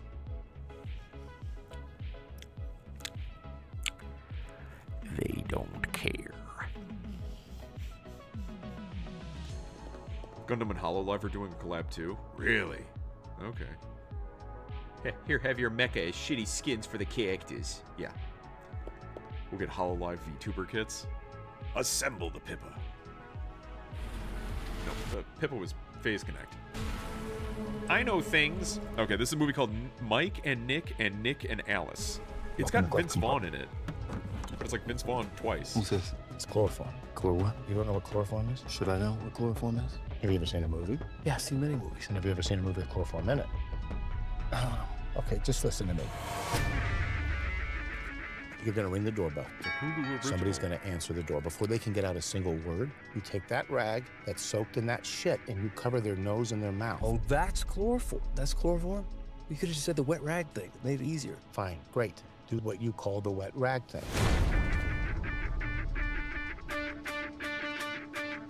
Hey, Mike. This is confusing! What the fuck are you doing? This is your idea!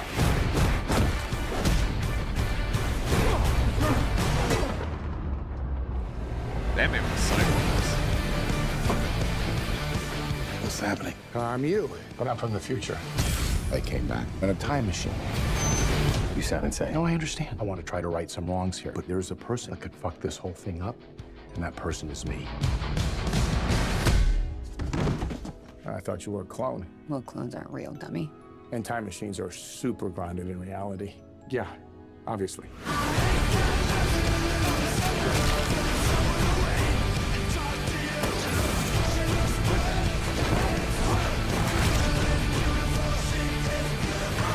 The first time that we went through tonight, Mike died. Oh, fuck. But that's why I'm back. We get one chance to fix it.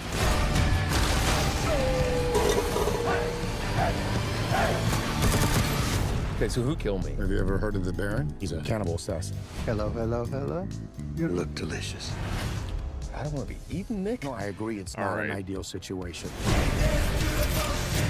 Is that Keith David?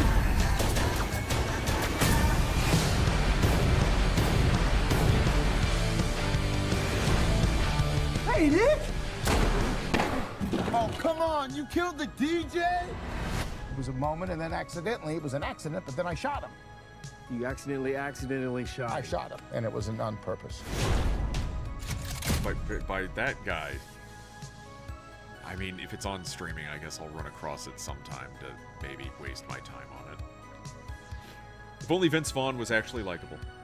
He's kind of likable. Why don't you find him likable? What's not likable about him?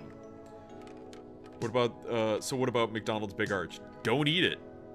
Don't. If you do eat it, take a massive bite of it. Act like you've eaten a burger before, you troglodyte.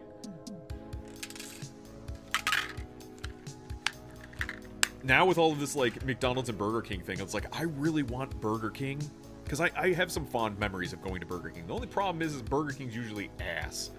It's like dirty restaurants and stuff. Are 100 of us. And only one of you. That's not gonna be a problem. Let's go! Is it even worth watching One Piece? My friends. We've come a long way from the East Blue.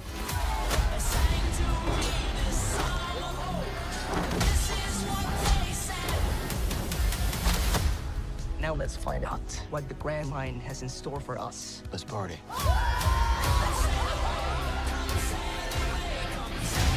Do you think they're going to have enough seasons of this? Monkey D. Luffy. World government wants your head. Sorry, Smokey, but we're kind of in a hurry right now. Smoker's really cool. There's something swimming right He by smokes us! 2 cigars. Brace for impact! What the hell was that? Honestly, the Giants don't look bad. We're about to begin it!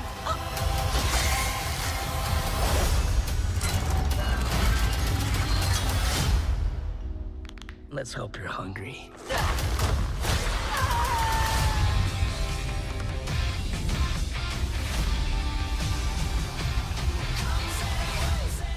He's a douchebag in every show I've seen him in. There's a show, a movie on Netflix with Vince Vaughn called Nona's? I think. That one's pretty sweet. That one's a sweet one. Where he makes an Italian... He desires to run an Italian restaurant to pay respects to his mother, who was an Italian immigrant. How old you are is nothing worse than losing your mom. Thank you so much for remembering me with the fruit basket and all the tangerines and stuff. I lost my cat last year, so I understand the grieving process. I'm sorry about your cat, I didn't know. Break's over. I'm going through my mom and Nona's recipes, and then I realized food is love. So I want to open an Italian restaurant. What are you, crazy?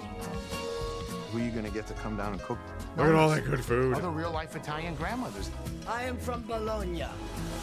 I spit on Bologna. Cozy, are you still here? There's Dr. Melfi. Oh, Noni's was great. My mom and I watched that. Did you recognize Dr. Melfi from Sopranos, who's much older now? On Sicily, okay? Dr. Gilfy, yes. I want them to make the dishes that they were passed on from their family. I want to share it with them. Okay, I'm back. I had to step away for a bit. This is my main dish, Capusella. Dear God, save us. Oh, that's what smells. I thought maybe it was me. Oh, no. It has to work. It's like a good not just feel-good restaurant. movie. It's more about family, especially for people who may not have family anymore.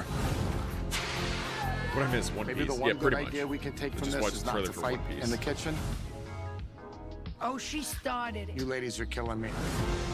A bottle of red. We are not quitters. A bottle of white. We're strong women with Italian blood in our souls. What kind of mood you're in tonight? Meet you anytime you want in our Italian restaurant. I would have put a what the One Piece is in Drop Into Water. Yeah, I saw Only that. thing you're One gonna Piece is in the regret ocean the right now. moments that Go you did find not it. take. I'm not asking you to do this for me. I'm asking you to do it for you and for my mom. You using Catholic guilt on me? I learned it from the best. Right on. Bottle of red. It's a good show. It's a good movie. Like I said, good feel good. Vince Vaughn, is he an asshole in Dodgeball, would you say? Green? Let me see. What were your... The only movie I actually liked Vince Vaughn is Dodgeball. Okay, I got caught up. Sorry, I missed that one. Like the first season of Netflix show was about 50 plus episodes of the anime. Yeah, and I got up to episode 1,000 or so before I kind of tapped out. I just hope we get to Marineford. Afterwards, I don't care. It's downhill after there. Yeah, it gets kind of samey of, we do a thing, we go to an island, things happen. Okay, we're done. We go to another island, things happen. Vince Vaughn plays as Vince Vaughn. Oh god, what was the name of... Oh, what was the name of the one where Vince Vaughn was a bad guy?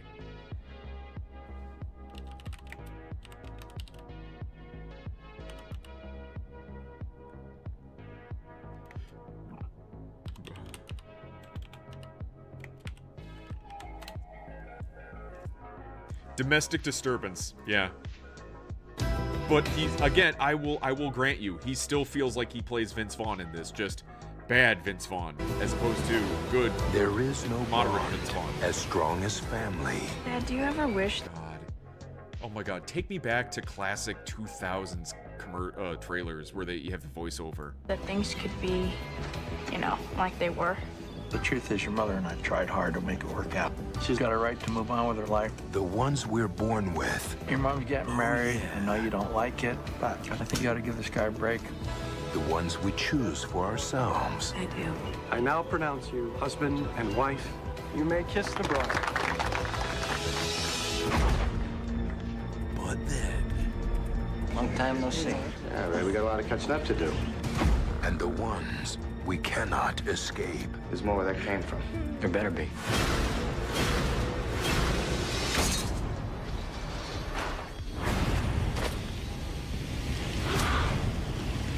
He killed a guy. Who did? Rick. I saw him do it. There was no visible evidence at all in your trunk. I know what I saw, okay? I'm not making this up. Danny, stop this, please. He knows the truth. Danny, somebody turns up missing, I'll be the first one to call the FBI. It's not good enough. Paramount Pictures presents. Danny lost his mom, teachers. Wait. I love that Tropic Thunder killed the trailer voice guy. I don't remember that. Thank you, Scorcher. What the fuck? My main problem... Hang on. Let me back up there. And yes, he is a douchebag in that too, but he is the least douchey in Dodgeball. Lovable asshole. Yeah, still asshole though. Right. I could make a similar argument for Bill Murray, to be perfectly honest. Like, he plays kind of an asshole in most of the movies he's in. My main problem with the arcs after the time skip in One Piece is that the characters feel stunted now in terms of their character development. Yeah, like they're kind of like set. They had all that character development in that time they were away, and that's it. They are now that, whatever they are. They're solidified. Yeah, you're right. But that's shonen. They're kind of archetypes of what are they. They don't really change too much. That's just how it is. Bleach is the same way.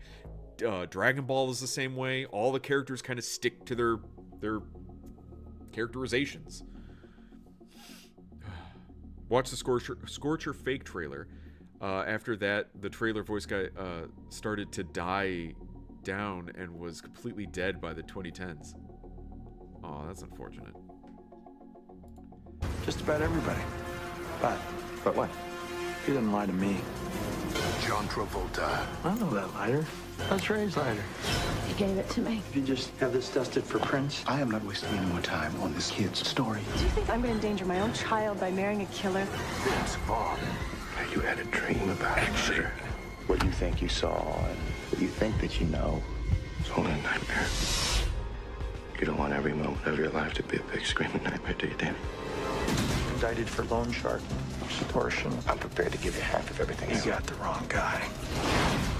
You really love your dad, don't you? What do you mean? How would you feel if something happened to him? If you don't lay off, he's going to kill you. From the director of Sea of Love and Malice. I haven't Never know any failed of those Danny, movies. ever. And I'm not gonna fail him now. You don't believe Danny's story any more than he does. Are you charging me or not? You're a little liar, aren't you, Danny? Frank? Get Danny out of the house. Do you hear me? You're not fit to be his father. I want to see you burn. It's a pretty good movie. This one. If you want to see Vince Vaughn get punched in the face a lot, green, there's your movie. You don't like Vince Vaughn? I hope you like John Travolta, because this is a pretty good. This is a pretty good movie. Where am I? All right, it's 11:30. I should wrap things up. I don't want to be up too terribly late today. Katina. Katina, help me, Katina. 2 years ago, 4 years ago. Did she not do another fucking thing? Do I have to go to the? 9 days ago. She did that one. Fuck. I gotta go to the corn dogs. Where were the corn dogs?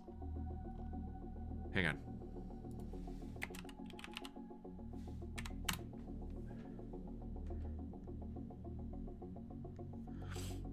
Yeah, there we go. From 3 years ago. 20 jumbo corn dog challenge. That's the one. That's what I'm here for. That's what I'm here about. Check out Korean corn dogs. What are Korean corn dogs? No, I want a corn dog. It's different. Korean. Why was that the first thing to pop up? Oh. Oh.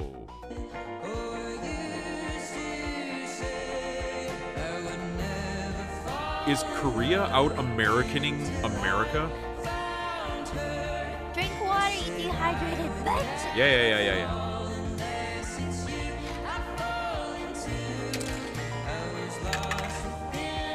Oh, bitch. Oh, bitch. Do you have these by you, Cozy? I've never seen these before.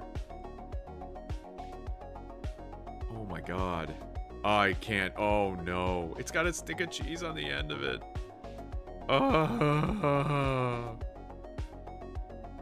That looks really good. Really good. All right. Let's get a Katina video here. Then we'll get things wrapped up. Whapped up? Wet ass pussied up? Probably. Lord. Oh, by the way, if Green's still here, this is what I was going to have as being my next theme song.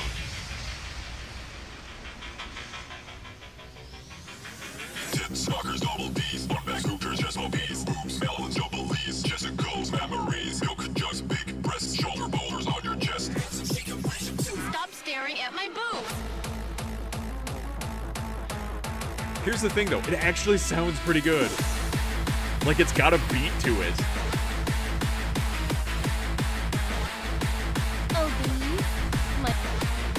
Oh, crap. No! Longer doinky boinkies? My fucking Mommy milkers. Slapping gravity welling sex mounds? You mean these super duper ultra hyper goddamn motherfucking... There you go.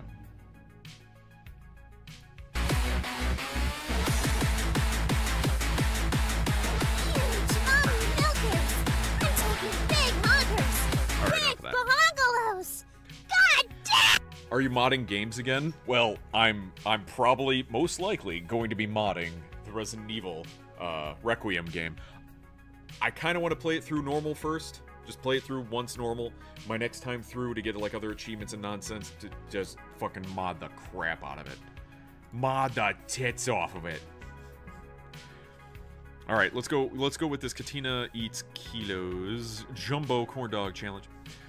Episode 2 of this 3-part Phoenix series stopped at Gilligan's in Scottsdale, Arizona to take on their 20 Jumbo Corn Dog Challenge. Brave patrons have 1 hour to finish 20 State Fair corn dogs in order to win their $20 meal for $20. How long ago was this? This was 3 years ago, and I would pay that. I would pay. The last game wasn't yours. Seems like you made it. Which one? The last game. What was the last game? What last game that I played?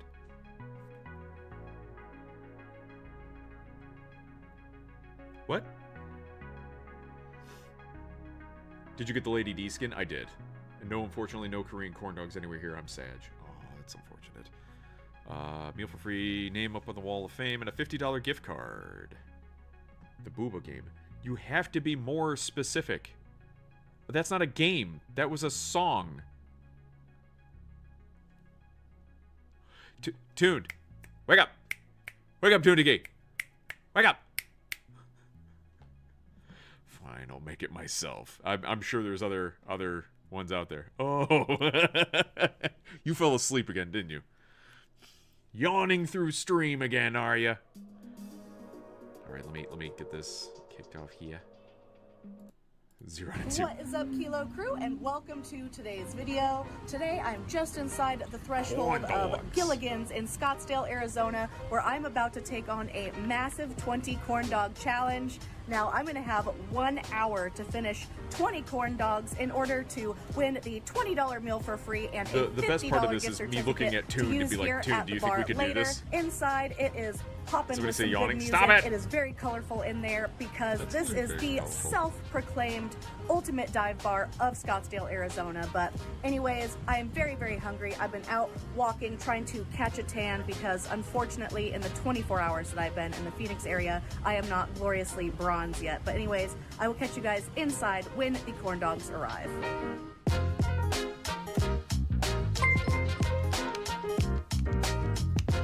Yawning face emoji, yawning face emoji, yawning face emoji, yawning face emoji, yawning face emoji. That was actually lining up for a bit. The beat of the yawning face emoji. All right, Kilo Yawning Crew, face so emoji. the Yawning 20 face corn emoji. dogs have arrived here in front of me. I have 1 hour to finish all 20 of them. They were kind enough to give me copious amounts of dipping This doesn't sauce look over hard. here. I have ketchup, my fave. I have mustard, and I also have ranch dressing, which I think will all come in She doesn't clutch. have hardly I believe any the ink record that she for this did before. challenge That's is held interesting. by my friend Raina, who did this in roughly 16 minutes. And then I also know that Magic Mitch Dombrowski has tried this twice and won once. And Freak Eating, or Natter Reda, has also accomplished this challenge. So excited to join them up on the Wall of Fame and hopefully get a cool $50 gift certificate here to come enjoy this local watering hole. So that'll be a lot of fun. Very excited to take this on. Got a good old crowd of Milwaukee boys in the house, so it should be a very supportive Vacant environment. as But fuck. anyways, What are you ain't talking nothing to about? it but to do it. Let's get this challenge started. Okay, awesome. Awesome. We got the hair pulled back. Hopefully these have cooled off. If not, I'm a big old idiot, and this is gonna hurt really bad. So, anyways, ain't nothing to it but to do it. Stop sniffing. Let's get this challenge Stop sniffing the corn started in dogs. 1, 2, 3. Corn dog eating time. Hopefully you can see that. Maybe. Here we go. All right. Ketchup first. Oh yeah. Corn dogs Childhood are so classic. good. What is up, Kilo Crew, and welcome to the second Tattoos become an installment addiction, or from at least my I've mini noticed with my vacation friends. to That's the what I hear, Phoenix, too. Arizona area. Why'd Still you face hot. the other way? Yeah, I spent Two things. quite a bit First, of this is time easy. getting Second, set up, she's taking looking a little fine bit of tonight. photography Her and some shoulders. B-roll and chatting Her with the folks at shoulders the are bar, but they extremely were impressive still to just me. piping The hot. fact that they like has a curve and That actually was actually indent, like, the the rest owner of her of arm, Gilligan's and one of his she's buddies got that nice just walked by in the arms. camera there. They were wishing me luck. Both of them very much excited to have somebody But in yeah, Gilligan's this taking doesn't on seem one of their difficult. classic food challenges, as it has been quite some time. Start cracking them open to release the heat here. Felt like it was a pretty good strategy. Hang on, to I gotta break crack open my that wiener. cornbready crust What? and release some of that steam. Greasy, simple goodness. Childhood. There was a definite sense of nostalgia in the air. I don't think See, I've at this had point, one giving of you those an hour to do- frozen this is just state fair fun. corn dogs I would since do I was this. like a little kid, so it was kind of fun to revisit them. Man, you must be hungry. Oh yeah, every day. Hot dogs? 20 of them. I was posted up right at the front entrance to the bar, so the first thing that everyone's gonna be like, "What patrons the fuck?" saw when they walked through the threshold was a little girl eating a ton of corn dogs very aggressively on camera. Let's see. I think I'm at, count the sticks. I think I've eaten 6 already. Maybe only 5. I have no idea. I should probably be counting. I think the highly Counting is processed hard when meats you're were eating. hindering my already subpar math abilities, so no point in keeping count, right? I've actually never tried a corn dog in ranch. I'm happy with it. And ranch somehow ended up nudging its way into Ranch first doesn't place seem in that my difficult. heart during this Like, challenge that- because that- it was that's a- cooling that's a off the solid corn choice, I dogs, feel. so it beat ketchup. All right, 10 down. We're halfway Barbecue through. sauce on a corn Yeah. dog. I don't think I've had. Oh, I like that. I'm gonna bring you to all my challenges if you're gonna sing like that. Whew. They are piping hot still. I'm thankful it's not She's the gonna 90s. finish These before aren't 30 high-waisted. minutes, I swear. A gentleman over at the bar suggested that I loosen the belt or undo a button on my jeans, but as I mentioned, this thankfully Tina, isn't take the off your 90s, pants. and I'm rocking some lowrider Lucky Brand You should- jeans you that should allows take off my your clothes stomach while to you eat food. attractively just flop Okay, over. Ted. Heated to perfection, yes, sir. Whew, I should have waited Mustard 10 and more barbecue minutes sauce before would I be my started, though. choices. These suckers What kind hold of their mustard, heat. Tuniki? Oh boy. Thinking like a This is brown character building spicy right mustard? here. Because that's what I'm Aside thinking from of. all of that complaining, I have the palate of a 7-year-old child, so I was actually really enjoying myself here during this challenge. Whew, nothing like getting the processed meat sweats on She a didn't get a warm drink Scottsdale either. day. That's Pure interesting. goodness. I just keep telling myself that the processed meat sweats actually work as a rather useful tanning accelerator when smeared Ooh, will around she a beat? bit. Oh my god, she might be better than 15 minutes. You know, 5 years ago I wouldn't have thought the same thing. Ah, come on. That gentleman has to know that there is nothing better that he could be doing than watching a girl aggressively munch corn dogs for the glory of a $50 So gift Korean style certificate corn dogs has on cheese a at the Tuesday front and a hot dog at the afternoon. end. But Yeah, anyways, that's what it I will looked leave like. you guys to enjoy the rest of the video. Thank you so much for She's watching. gonna be and I'll 15 catch minutes. you She had in an the next hour. one. She Half beat a corn 15. dog separates me from victory. Excited to finish this up. Here we go. Do it! Mhm. One bite left, one bite. Just swallow. Okay, we're gonna get it. We're gonna get it. It's like 14 minutes. Good for you, girl. Done. Ah, woo! Hey, 15 minutes. 14, 14. Wow. For free. She did that for That free. is the goal. This is going to be the best dive bar in the world, not just Scottsdale. Come on now. Now, after she did this, I wonder if they're like, all right, we I added like All 10 right, more Kilo Crew, dogs. so 14 minutes and 14 seconds was my final time to finish the Jumbo Corn Dog Challenge here at Gilligan's in Scottsdale. That was absolutely delicious, very nostalgic. Had I waited 5 to 10 more minutes, that probably would have been significantly more enjoyable. My insides are on fire, but Burning, anyways, for winning, I do get the $20 meal for free and a $50 gift certificate to use here at the local watering hole for later. So really excited to come back here and eventually try some of the other food challenges on the menu. I know that there is 144 Tostitos pizza rolls, and I'm not sure if Pizza the other roll? ones still exist or not. The old 96 are still available, Just so straight that's up a cool just burger challenge. Maybe we'll Tostitos, come back and try that one Tostitos, day as well. But Tostinos anyways, thank you pizza guys rolls. so much Just for making watching. pizza rolls I will that you catch get from the guys in store. the next video. That's funny. See you soon. Hopefully tan. Finally.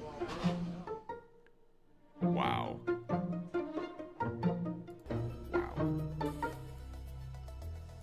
Wow. Hot dogs. We got you hot dogs. Disgusting. Alright, let's see.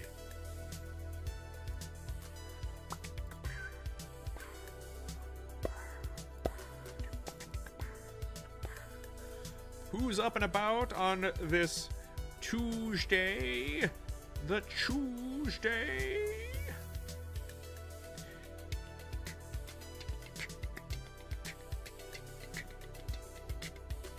Hot dog, red egg with the Dragon Quest. Dag, which I think I rated Dag last time. I think we can do Hot Doggy. I wasn't able to raid Hot Doggy last time because we went really late with RV there yet, so Hot Dog raided me that time. So, suck. We can go over there.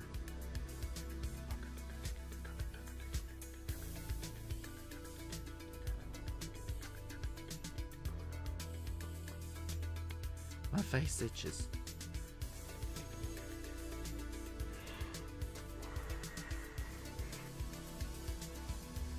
Oh, excuse me. I'm tired. I need to get out of here so I can go to bed.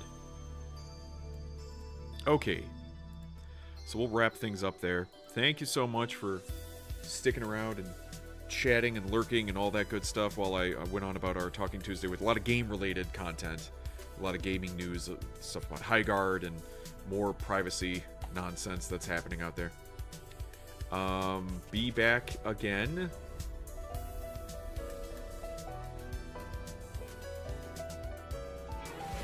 There it is. This is so quiet. Hang on. There we go. We'll be back again tomorrow. Resident Evil Requiem tomorrow. Yes, finally. Okay, Resident Evil Requiem tomorrow and Thursday. And then Friday we're back to either like Rogue Trader, RV There Yet, our normal friends Friday, finagling. And then still working on Space Marine 2, trying to get the Tech Marine up to date. Up to max level. Probably do that over the weekend of sorts. But yeah, that's all we got for tonight. Thank you for watching. I'll be back again. I'm excited to finally start digging into it, and so I can find out what like I haven't seen a lot of spoilers, so I feel like I'm pretty safe, and I think we should be pretty good. All right, we're gonna go over to Happy Hot Dog. No, it's Hot Dog Raw Dog. We call him Happy Hot Dog. That is our word. Then we're going over to Hot Dog Raw Dog, who's playing Dragon Quest 1 and 2, the 2D HD 2D remake. It's a really pretty game. Really pretty game. But yeah, have a good night. I'll talk to you guys later. Bye for now.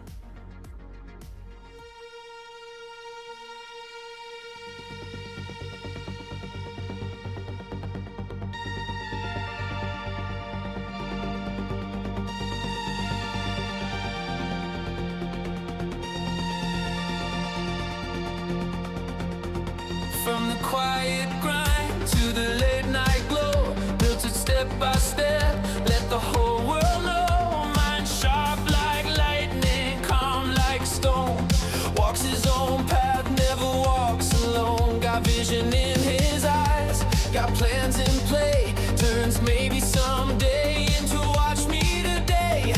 Every move steady, every word clean, power in the silence if you know what I mean.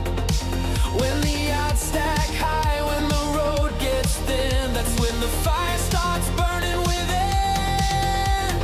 Make us hear the name ring louder, earn every step, never follow the crowd. From the spark to the strength, to the will to ascend, this is how legends rise. Make us, yeah, feel that flame, built on skill, not chasing fame.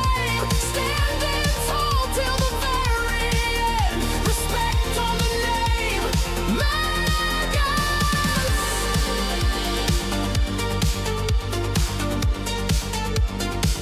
Got patience like time, got focus like steel. Knows what's fake and what's real. Every challenge met with a calm resolve. Never backs down, always evolves. When others doubt, he doubles down. Turns pressure moments into solid ground. Doesn't talk big just to make a sound. Lets the work speak when he comes around. No shortcuts, taking no lines. Pretend every chapter written how it's meant. Make us hear the name ring louder. Earn every step, never follow the crowd. From the spark to the strength to the will to ascend. This is how legends rise. Make us, yeah, feel that flame. Built on skill, not chasing fame. Standing tall till the very end. Respect on the name. If you're watching, take notes. This is discipline. Turn beliefs into proof. Let the work begin. No magic tricks, just the power within. That's the mark